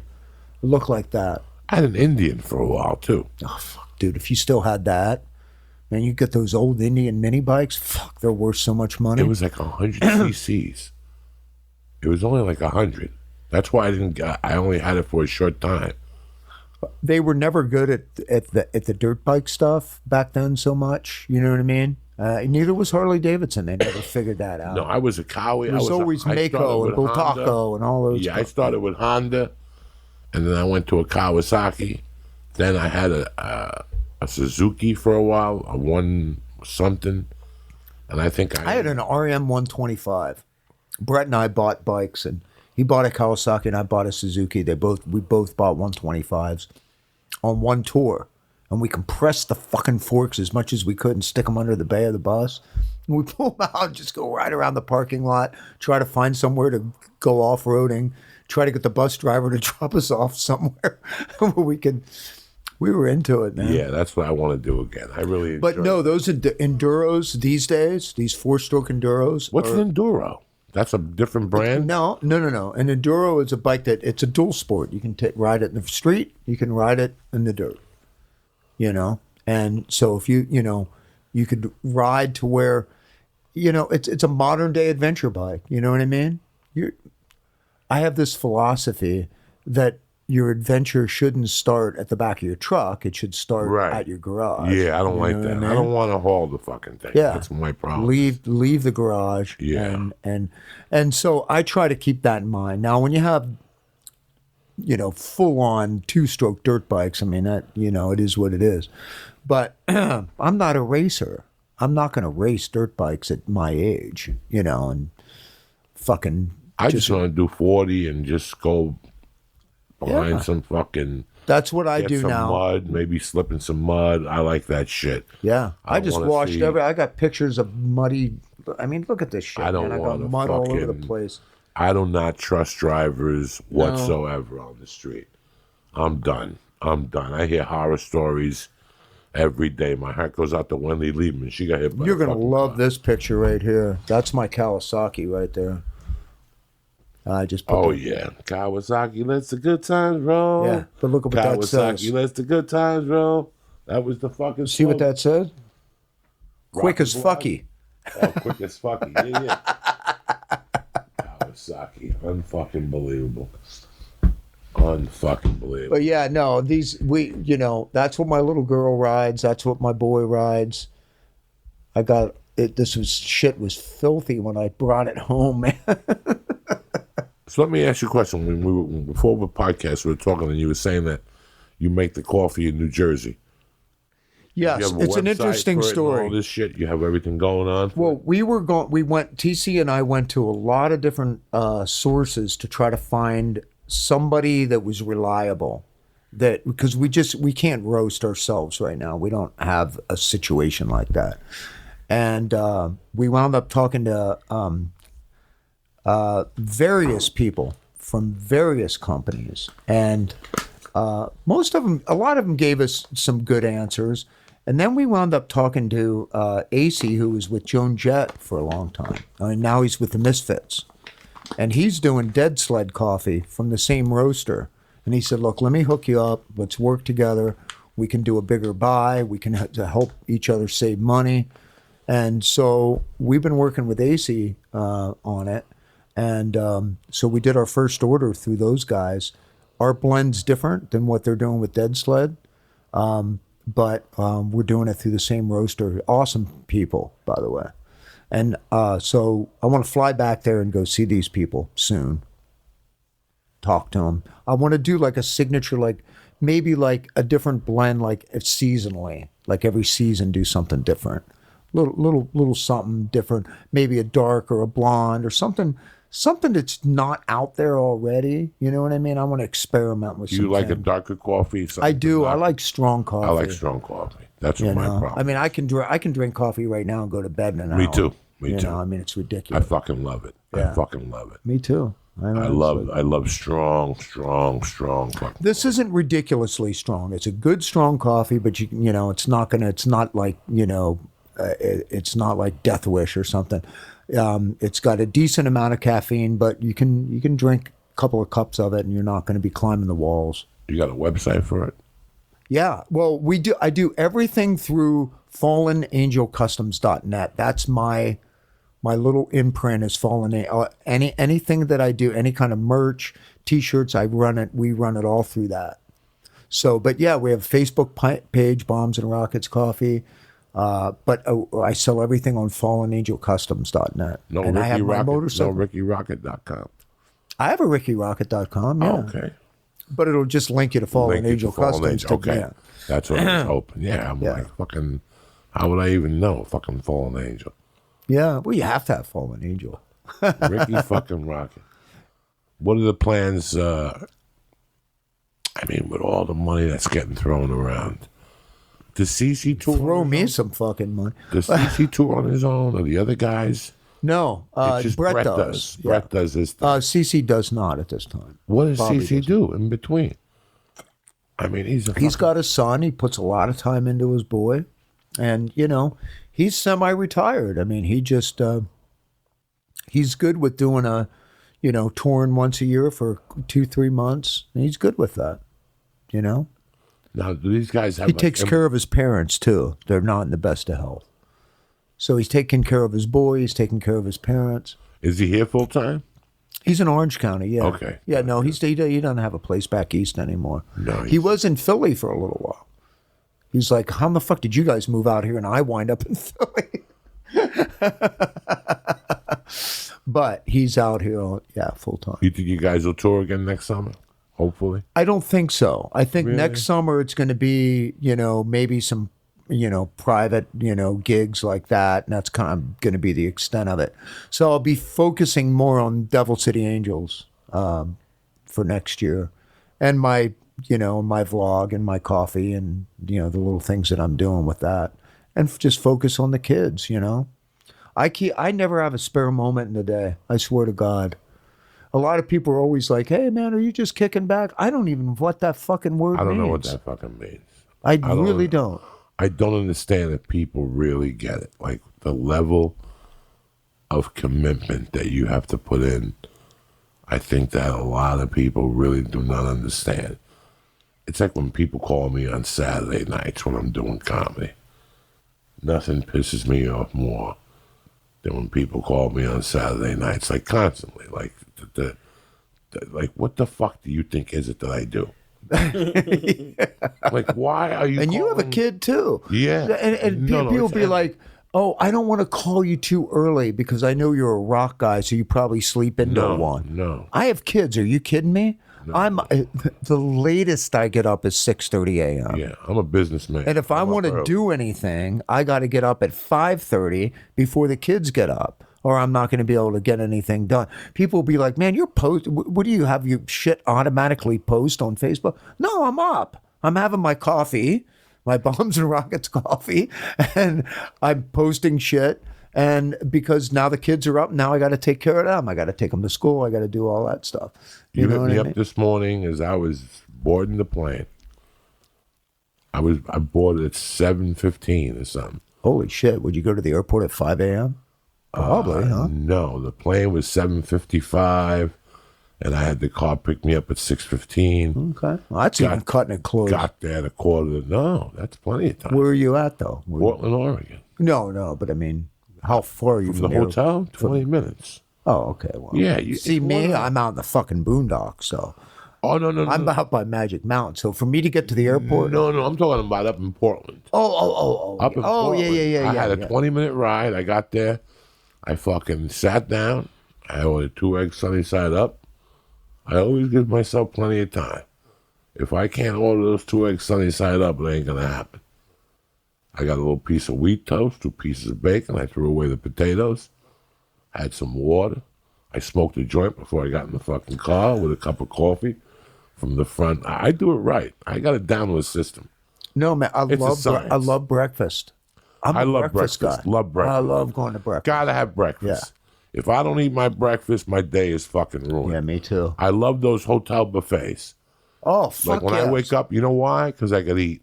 You know what oatmeal. sucks is when you get in late on the road and you miss breakfast. That sucks dick. I want to punch that people sucks in the dick. throat. I mean, I just, yeah. I get up purposely. Me too. Listen, I'll go back to bed. I'll go back to bed. Just as long as I can get up and get that fucking buffet, I'm good. Every Friday and Saturday morning, I live for that. Listen up. That's what I live for. I try it on Thursday night. If I fly into it like this week, I flew in Thursday at 11. I got to Portland at 1:22. I went to my room. I rolled the joint. I got the sleep apnea machine on. You know, you get the iMac, the iPad out. Yeah. I fucking got my Narcos going. I had my feet up. When I leave the club, I always roll 2 joints, one for before the show and one for when I get to the hotel. When I get to the hotel on Thursday night, I smoke a joint outside, and there's a coffee machine in the hallway that makes Starbucks coffee with your credit card. So I get the large 16-ounce, Holy fill shit. it up with yellow cancer sugar, and I go upstairs to my fucking bedroom with a 16-ounce black fucking Starbucks. That shit ain't going to give you cancer, by the way. No. And I fucking watch TV till like, 1 o'clock, which it was LA time. So it was still at 1 o'clock LA time is late for Joey Diaz. Oh, me too. That's late. That's Hey, let me tell you hours. something. I'm in bed by 10:30 at the latest these days. People see me up at 1 and they're like, "Are you doing coke again?" Yeah. Because they know I'm not fucking up. So No, here- I have to get I got to get the kids to bed when they're with me, okay? And Lucy, Jude just, when he's done, he's done. He climbs in bed. You don't even know it. He just all of a sudden, Lucy is a whole nother game. I got to lay with her and make sure she falls asleep, and it's a whole thing with her. But she's 5. You know, she gets scared easy. She hears coyotes out there where I live. You know what I mean? She wants to be with daddy. So, and I always, and a lot of people are like, "Oh, you got to get her over that. You got to get over it." It's like, she's 5. One day I won't be able to lay with her because it'll be inappropriate, you know, and she won't want it and she'll be too old. Right now I'm cherishing those moments that she looks up and goes, "Daddy, is it okay?" No, it's just a coyote. He's having a good time. He's trying to find his mom. See, he's quiet now. He found his mom. It's amazing the time you have to put in when you have a little girl and what they consider. Like, for me and Mercy, it's watching YouTube sometimes. Like, I'll sell her 1,000 options. What does she watch? Does she watch these High school. unboxing things of toys and shit? No, she watches high school ghouls.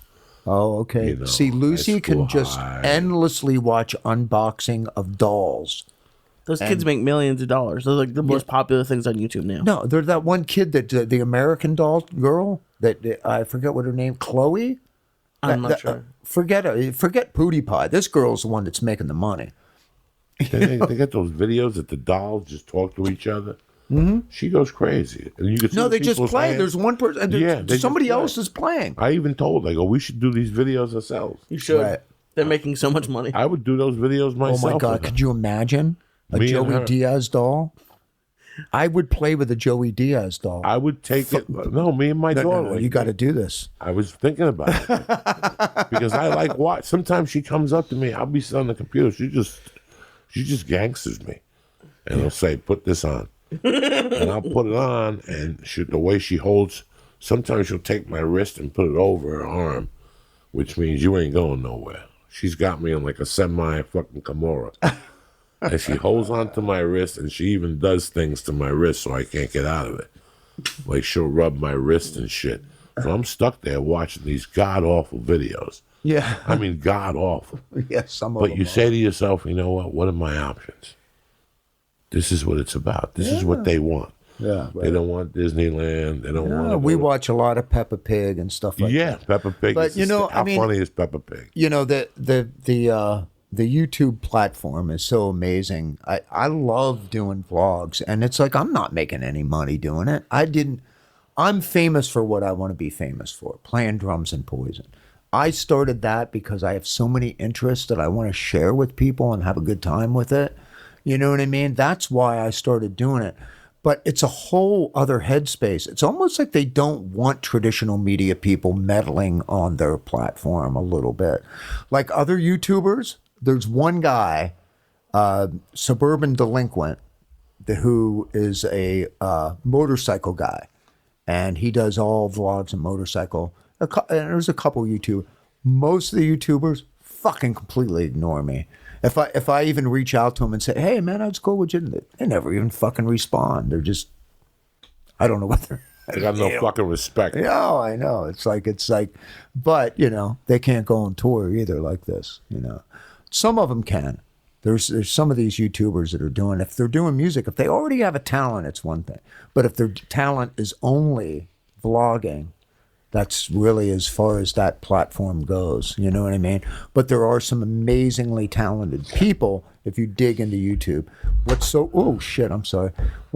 cool is that if there's a girl in the middle of Iowa who's 16 years old and can sing her ass off and play guitar, she's got an equal chance at a shot these days of getting the world to hear her, as somebody did years ago that had to find some way to get somebody interested or maybe never get a shot. You know what I mean? That's one cool thing about the platform that I think is so fascinating. Or somebody in the middle of Germany or somewhere in the world It's like equal. You know what I mean? I mean, how cool is that? That amazes me, and I wait for those things. There's that one band, BLS or whatever it is, that BTS. Right, yeah. BTS. They're Korean, right? Something like that? Yeah, just outdid Taylor Swift. I mean, the biggest amount of views like ever in history. Insane. The thing I like the most about the internet that I don't think people really realize is that you're alive. You have a voice now. Right. You don't have no excuse. There's no excuse. I can't get my art in a gallery. Put it online and fucking promote it. I mean, your word, when we were growing up, you had to have a fucking CB to get the word out. Hell yeah. How you Breaker doing? 19. Breaker 19. Anybody out there? Any truckers out there? Hello. This is the Flying Cuban. Yeah. Anybody out there? Now Let's pick up chicks on the CB. Yeah, I mean, if I was a 13-year-old kid right now, there's no reason to even go to USC, the media school, no more. I mean, listen, everybody has access to a camera like this or the phone or something like that. You can tell a story. Now, it doesn't mean you're going to tell a story. We've all had paper and pencils. Doesn't mean you're going to write a great book, but you have the ability. You have the ability. You That's know what I mean? love. That's what I love the most. Yeah. Whether it's going to be good or bad, that's up to you. And you don't have to worry about that. That's not important. The most important thing is that you get whatever you have on your mind or in your heart out. And you can honestly say, I tried to get it out. 13 people watched it. But there's 13 people who know who the fuck I am. Right. There's 13 Well, that's what's people who nice. know I mean, the fuck I am. I have a small channel, but the people that are there are very focused. Are there, and yeah. there's a lot of people that, people are throwing me some cool gear and stuff like that because they're like, at least I know the people that are watching it, they're going to look at this gear. So there's a local motorcycle shop. I'm going to do some reviews for them on some of their new bikes, and it's building. It's taking time. And you know what else Takes is time. nice? It's like the reason why I go to jiu-jitsu. I go to jiu-jitsu. I don't go there to be Buchecha or to be John Jock. You know why I go to jiu-jitsu, bro? To be a fat guy in the back. That's just a fat blue belt in the back. It's nice to have that feeling once in a while. You can't be Rikki Rockett every fucking day. No. I fuck. can't. Could you imagine if anybody who talked to you, all they talked to you was about fucking drumming? Well, And I know what's you weird? love drumming. My- I know you love percussion. But can you imagine every fucking body who came up to you was, can I ask you a question? When you were writing Every Rose Has Its Thorn, how was your input? Can I just be Ricky? Can I just be fucking a brown belt? Dude, Rocket? this is why I do this vlog. This is so why I can I love you to death. Now I do other things. Sometimes I'll do a drum thing, or I'll do a Which little is something. fine. That's Once in a perfect. while, That's I'll do your it. life. But that's my work. Okay, and I don't hate it. I love my work, but I don't necessarily want to talk about Want it to talk all the about time. that time. Here's other stuff I want to talk about, and if it falls short and people aren't into it, then they're Then not. it's fine. But I'm trying. My son is at the age now; he's starting to know who I am and my impact, for better or for worse, on the world. Like, he'll listen to a band and he'll go, "Are they more famouser than you?" I don't know, Jude. It's like, that's a hard one to answer. But he's starting to get it. And that's kind of weird a little bit. It's like we were talking at the very beginning. I don't know if we were on the air when we were talking about it. We're talking about how Hollywood is just littered with the ghosts of past actors and their kids and their siblings and everybody. You know what I mean?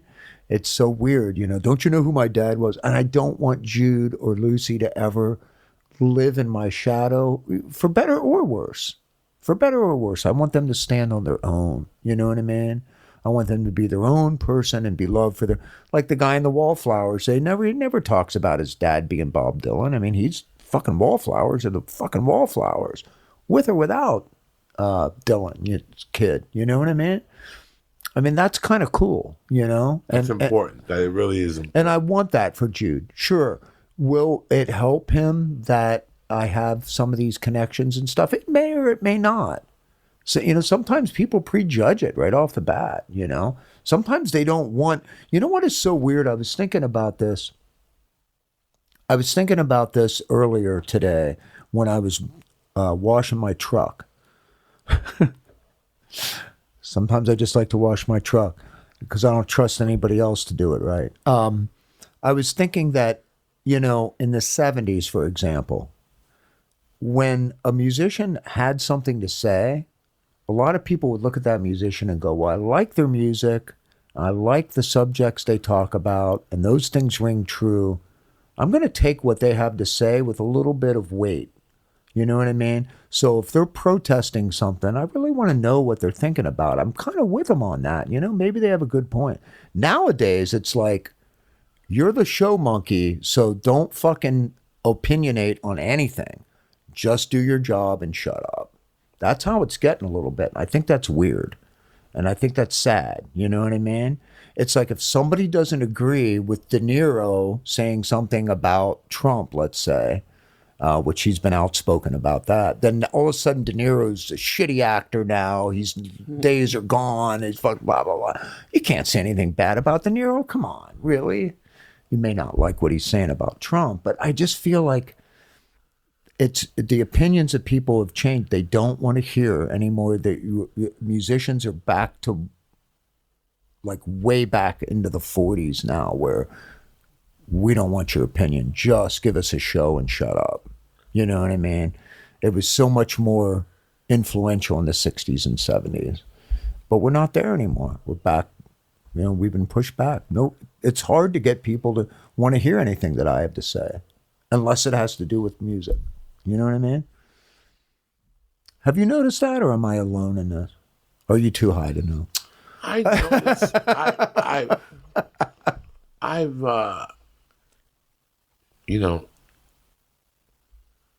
it's like when a fighter is a fighter and he gets into movies.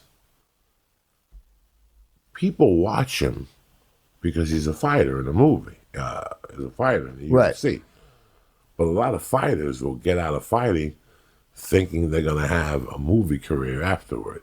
Right. And it's very tough. They have to still be fighting. Actors, it's hard for actors to make the switch to music. Johnny Depp, one of the most famous actors in the whole world. I mean, he's one of the few people that have been able to cross over a little bit.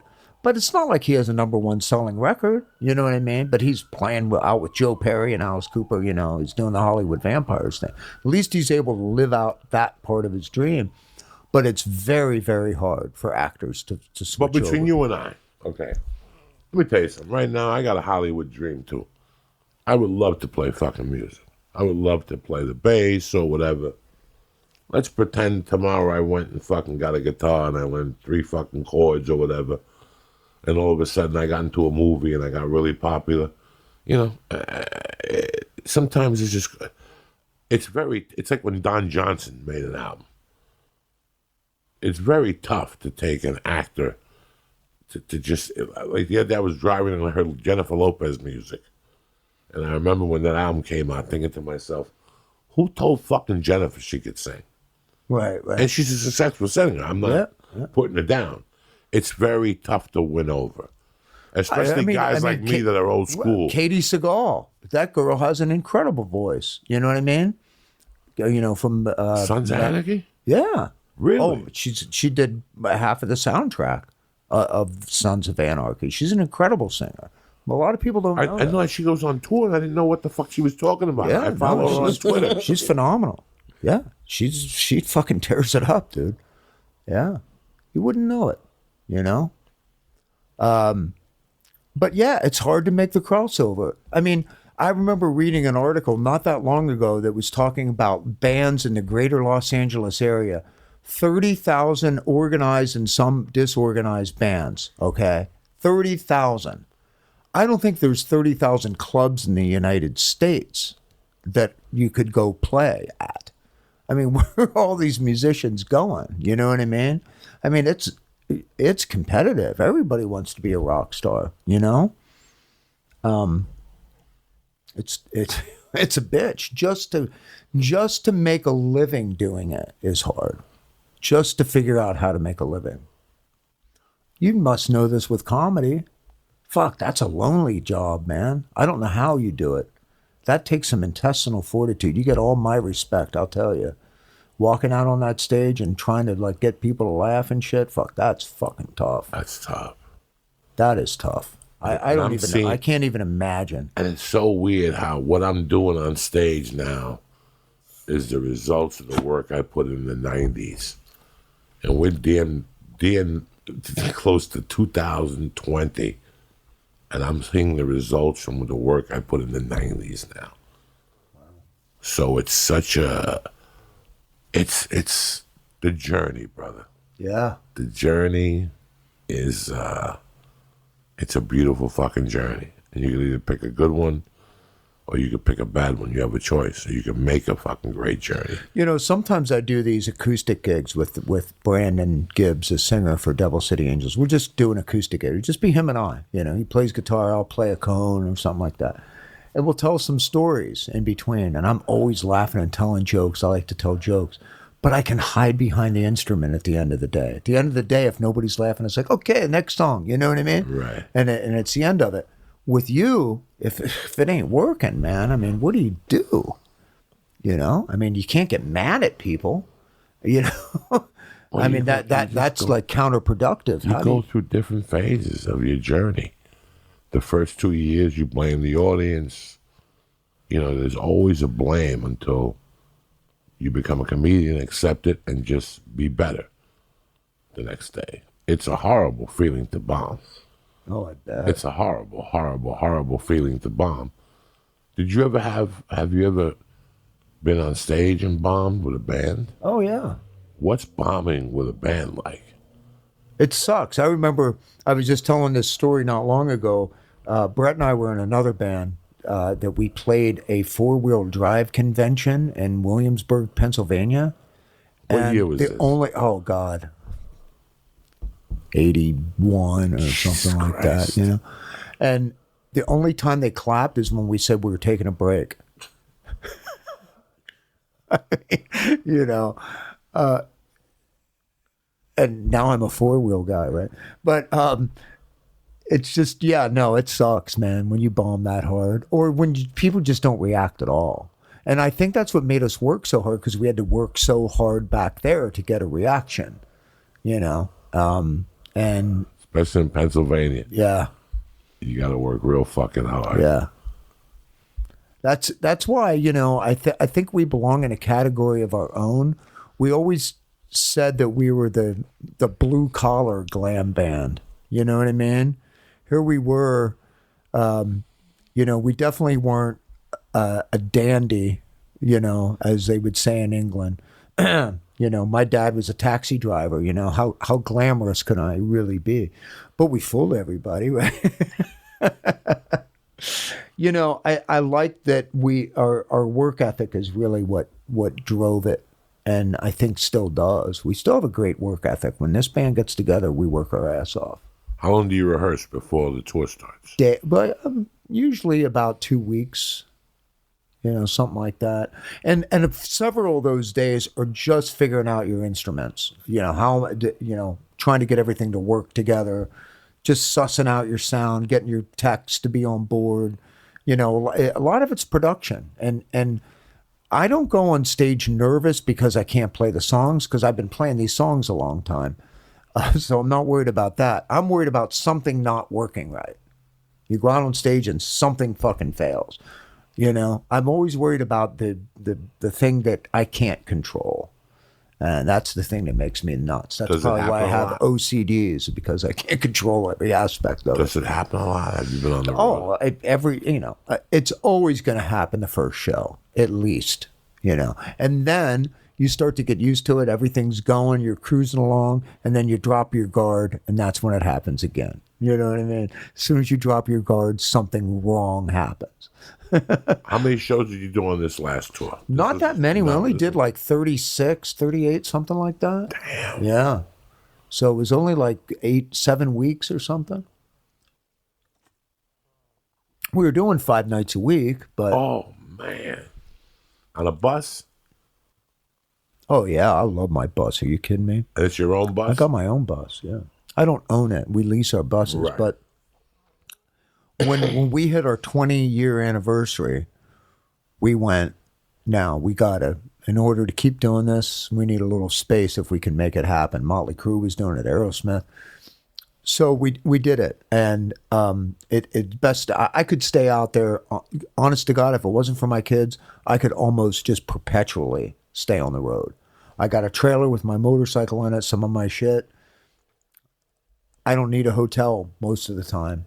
Sometimes I get up in the morning, go in, do the buffet, come back out to my bus. All my clothes are there, all my stuff's there. I love. And you have a shower living. in the bus? Yes, all that.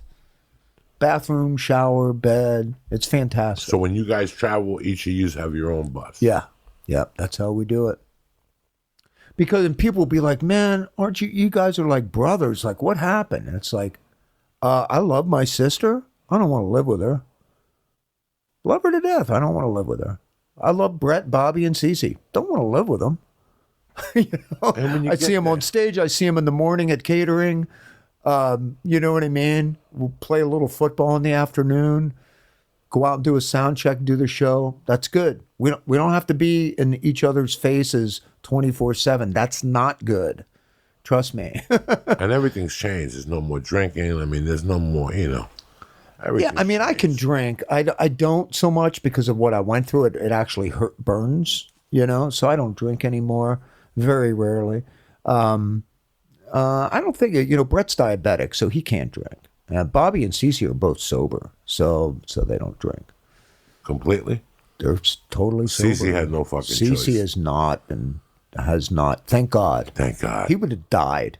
I mean, the fact of the matter is, when you get to that level, one of two things is going to happen. You're either going to die or you're going to stop. Either way, you're going to stop. You know what I mean? Because you can't just keep doing it. How long has he been sober for? About 9 years. At least, something like that. I'm 11 and I saw him. His kid changed everything for him. And you hear about this, oh, my kid changed it. It really did. It changed it. He gave up all that shit to make sure he was there for Valen. He's a good dad. He's Bobby, same thing. He's there for his kids, You have to be. Yeah. You have to be. And Brett's never been able to party to that same. I mean, he parties, but he can't drink like a fish. I mean, we did all that shit in the early days. He did it in spite of being a diabetic. I mean, there was times where I was like, fuck, he's going to die. You know what I mean? And I think he went, I can't do this or I'm going to die. Yeah, we all. And so what's more important, going on stage and playing or doing that until you can't do it anymore? And we made the choice, we want to keep playing. And it's not easy. It's, I mean, you're insulated as a rock guy. I mean, I could do any drug I wanted and I'm never going to get caught for it. Probably. I mean, I'm in that tour bus or I'm back, wherever. I got security. I'm insulated. I can fucking do drugs till the cows come home. I can just obliterate myself. The only people that are going to care that I'm alive are the promoters and managers and people that want me to get on that stage every night. You know what I mean? But the minute that tour's over, They don't give a fuck. I'm back to me caring about myself. You know what I'm saying? And that's where people go down that rabbit hole when all of a sudden there's nobody there picking you up and going, no, you got to get up. You can't, it just, that's when it really can go bad for people. So, thankfully for me, I just never, I think I experimented with so much stuff when I was younger that I just didn't care about it. When I got to this place, when I got to the point where we were touring, I did party. I ain't gonna lie about it, but I never got addicted to anything but cigarettes. That was the only thing I ever got. And girls, I got very addicted to girls, but I didn't get addicted to drugs. I just didn't care about coke like everybody else did. That would have taken me the fuck down. Because when I'm into something, I'm fucking into it. I mean, I'd have scales and all this shit. I mean, when I smoked a lot of pot, I had every fucking pot thing that you could imagine. I was like stamping, making leather fucking clips and shit. I mean, I was into it, man. When I get into something, I get massively into it. I have a very addictive personality. Thank God I'm not addicted to any drugs. Because if I was, I'd be dead. I'd be fucking dead. Thank God all of you guys are still together and could still do your thing, and nothing bad happened to end the band. A lot of bands end with a bad ending. Led Zeppelin. I mean, it's tough. It's tough. Yeah, it's tough. Fucking tough, man. But I mean, it's tough to hold a band together. We've been together 32 years, almost 33 years. It's hard to hold it together, you know. As mad as I get at these guys, and I get fucking mad at these guys, you know. I can't get them to do what I want them to do, you know.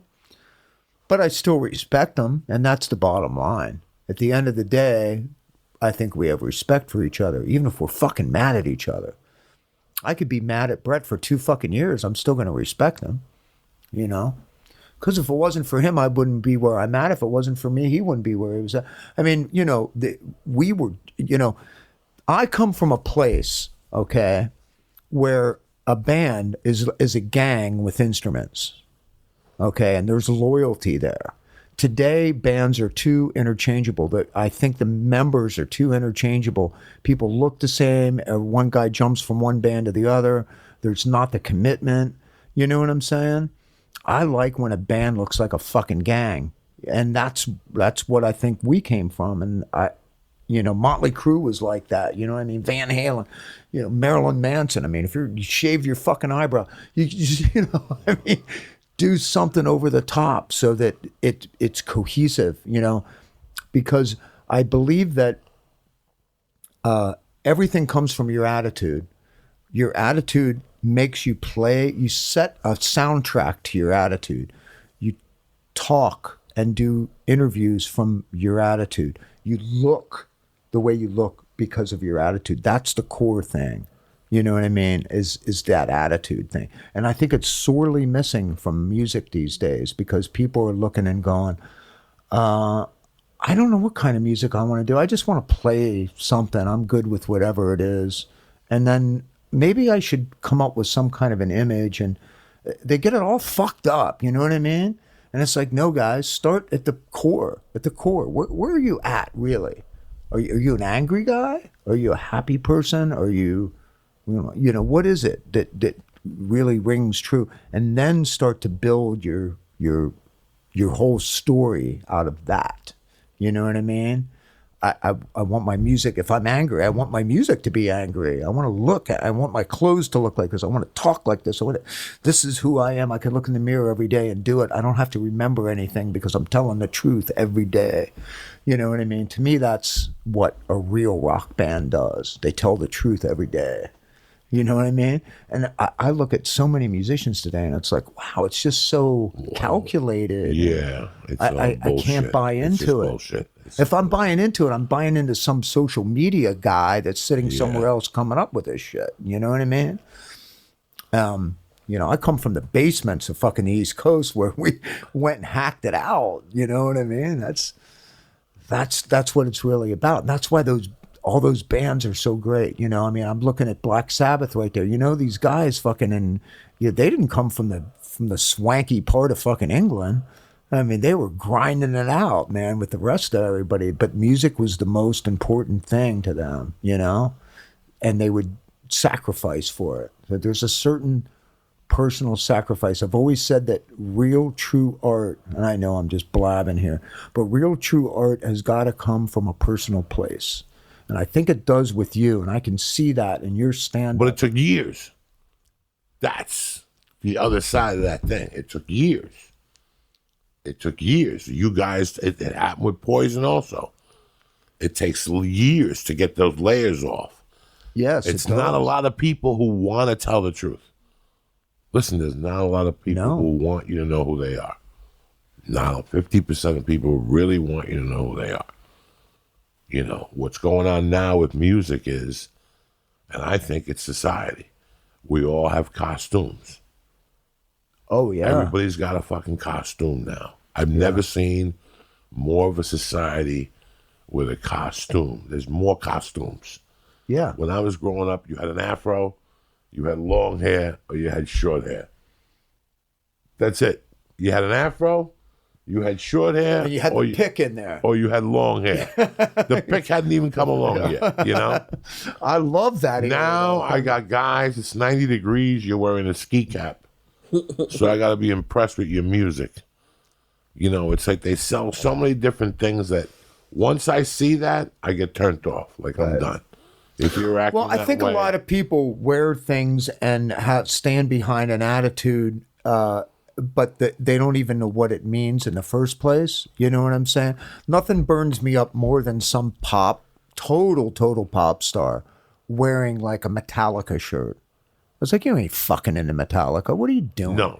You know what I That's mean? I don't like either. It's like, come on. It's just, like any of that it's become a fashion thing. It's become Right. some way of. That's what I was talking about. Isn't that Coachella cute? before. You know what I mean? It's like, Like 2 years ago, they had like 2 lineups that played down there, and I don't know what they wanted for the tickets. My friend Josh Wolf went, and he said the same thing. He goes, there was a lot of people down there that paid the $500 that didn't even know why they were down there. Didn't know who the Who was. Didn't know who the Stones were. They just bought the T-shirt for $48 at the door and went in there to be somebody. well, that's what I try to remember. There's a lot, with a lot of these younger people, they don't know who Poison is. Some do, some don't. Only if they decide that they want to learn about it. Like a lot of people don't know who Bruce Lee is. Okay, we'll go back to that beginning, okay? Lee didn't know who Wolfman Jack was. Oh, shit. 2 weeks ago, I said to him, I had some Wolfman Jack. Shout for the Wolfman. He's going to rate your record high. It's really weird when you... It's really weird when you talk to people. And I'm not mad at you for it. No, it's. I'm mad at him. No. Can I be mad at him? Yeah. Yeah, you can call him what you want. It's just weird that Wolfman Jack. a couple of weeks ago, but I was playing Jersey, and my buddy's a longshoreman, and he goes, I'm getting off. I'll swing by to see you. And he came by, and we had dinner at the hotel, and then he went home. But he says as he was walking to his car, he saw a young kid from work. And the kid goes, what are you doing here? And he goes, I came to meet my buddy for dinner. He goes, what are you doing? He goes, I'm here to see Joey Diaz. He goes, that's who I was having dinner with. So now the kid bothers him. So he said a couple of weeks ago, Dice was playing in Fort Lee or in one part of Jersey. And he went up to him and goes, Dice is in Fort Lee tonight. The kid's like, who's that? And he goes, so wait a second. You know who this old guy is, Joey D? You know what I'm saying? Like they just... Yeah. They just Oh, no. really don't I was know. talking to a friend of mine that does his showrunner. He's doing the Ice-T show, the true crime show. Right. And people today don't know that he was an influential, serious fucking rapper. They know him from, CSI or what show was he Law and on? Order. Law and Order. That's what they know him. That's the guy from Law and You Order. believe he's doing... Not the rapper. I mean, I see him as the rapper. I You mean, this believe he's doing New Year's Eve with Ozzy? His band is doing New Year's Eve. Ice-T is? Yeah, what's the name of that band? What's the name of that He brought that band back? Yeah, go look it up. Ozfest. They're doing fucking New Year's Eve. What the fuck was that band? That really good album. That Yeah. really fucking good album. Yeah, it was back. like heavy metal. Is Yes. what the fuck it was. Yes, he was phenomenal. Yeah. Body count? Body count. Yes. Yeah. Are they Was it doing New Year's- Bodies Hit the Floor? Was that? No. Oh, my who did God. that song? I should know this. I wonder Anybody if- watching, you can fucking lambaste my Please, ass for not knowing this shit. Forgive us, guy. You have so much on your mind. You can't remember everything. You can't remember everything. But yeah, fucking Body Count. Is it with Ice-T? Yeah, the Ozfest debut of Body Count featuring Ice-T. Yep. And you fucking believe that? Dude, 20 that's years awesome. later? I'd go 20 fucking see that. Are you fucking years. kidding me? Yeah, it, It looks was- like a good lineup. Marilyn Manson, Rob Zombie, Jonathan Davis, and Body Count at the The only Forum. problem it's going to be 12 hours. Holy shit. By the time, I think it starts like what time? New Let's Year's see Eve. here. Yeah, it's crazy. Yeah, wow. And I was telling the story that somebody called me and said, hey, we have a function. We're really interested in you in playing it down New Year's. And I told my wife, she goes, what do you got to lose? Like, they go, it's 10:30 though. We want you to go on between 10:30 and 11. I was like, you know what, guys? I thought about it, and I'm like, I really don't like going up that late on New Year's. If I do anything, it's at the Ice House early. And 2 days later, they announced this, and I'm like, thank God. You know I don't what? wanna be One thing I wanted to talk about too that I forgot to mention when we were talking about earlier, like some things just had that feeling to it and all that kind of stuff. We played Bethel, New York, where Woodstock was, And I did a vlog about it, okay, because I was so moved by the whole thing. I was not at Woodstock. I was too young. My sister wanted to go. My sister is 9 years older than me. And so I took a tour of Woodstock, like where the whole thing happened. And I called the vlog Sacred Ground because they've made it like a monument, literally now. Have you ever been there? No. Bethel, New York is really a nice place, by the way. I have beautiful somebody who fucking lives close place. to that. I have a friend who lives close to that. And he told me about that they restored something. Oh, it's beautiful. And they have a museum there, and they have all kinds of art. And I mean, it's just totally worth it going for the day and hanging out. If there's a concert up there, go to it. I mean, it was great. So I did a vlog about it called Sacred Ground, and I tried to insert like the crowds from Woodstock in the areas that I was standing in, like where it would have been and where the stage was. There's a little controversy exactly where the stage was, but you can tell by some of the tree lines and stuff like that. They've got it pretty much figured out, you know what I mean? But how cool, man. Just, you get a feeling. That, I mean, there's plenty of festivals, but that one was truly fucking special. I bought a drum kit. I love Rogers drums, and I bought a drum kit from a guy who was the drummer in a band called Eternity's Children. And in 1969, they broke up, right? Or maybe in the 70s, but in 69, they had their first hit. That's when the drum kit was from. He didn't play. He quit. Yeah, when the band broke up, he just put the drums in a closet. Didn't touch them. I bought them from him, 2-3 years ago? Fucking awesome, right? They were supposed to play Woodstock. They turned it down. Wasn't enough money, and they didn't like the time of day, so they said, fuck it, we're going to go to Atlanta and play at a club. We'll make more money. So they didn't do Woodstock. He told me this whole story. And can you imagine? It would have completely changed everything. But it's just weird. There's so many stories like that. They were trying to, there was like that band Sweetwater, But I was like, man, somebody needs to do a fucking documentary on your band. Because they actually had 2 songs that were almost hits. They were like in the top 30 or it's top 20 or something like that. A lot of Eternity's Children, look them up. It's kind of crazy. I didn't know anything about it. I'd never heard of him but he signed a fucking head for me. I have that drum kit. It's kind of cool. Rikki Rockett, always a fucking pleasure. Always a pleasure. Always. You always come up with something fucking interesting. Oh, I can talk and talk, man. I'll put people to sleep. No, I had a girlfriend that I almost fucking put to sleep driving one time. I was You just abandon knowledge, man. That's why I love you to death. Well, we got to train. We didn't talk about jiu-jitsu hardly at all. We talked about other martial arts and stuff like that. And next time maybe we'll talk about jiu-jitsu a little more. But you said you were going to come, and you did. You were a man of your word. You came. You fucking trained. You had a good time. He fucking worked me that day. That was a real private. Hey, man, sometimes he gets a fucking... That was nothing to some days he gets a hair up his ass. But he... always fucking respect first from that man. Renato Magno is one of the... I respect that man as much as anybody could respect anybody. I'm telling you. He does privates every day? Almost every day. Every day? Yeah. Different people, different time. Still with Danny Inosanto. I saw that. He does privates with Danny. I mean, he's teaching Danny. He's teaching Yoda. Now, that's pretty badass. I don't know if Danny would like me calling him Yoda, but to me, that's the biggest compliment you can pay somebody. You know what I mean? When I walked into that, that's the second time I've seen him when I shit my pants.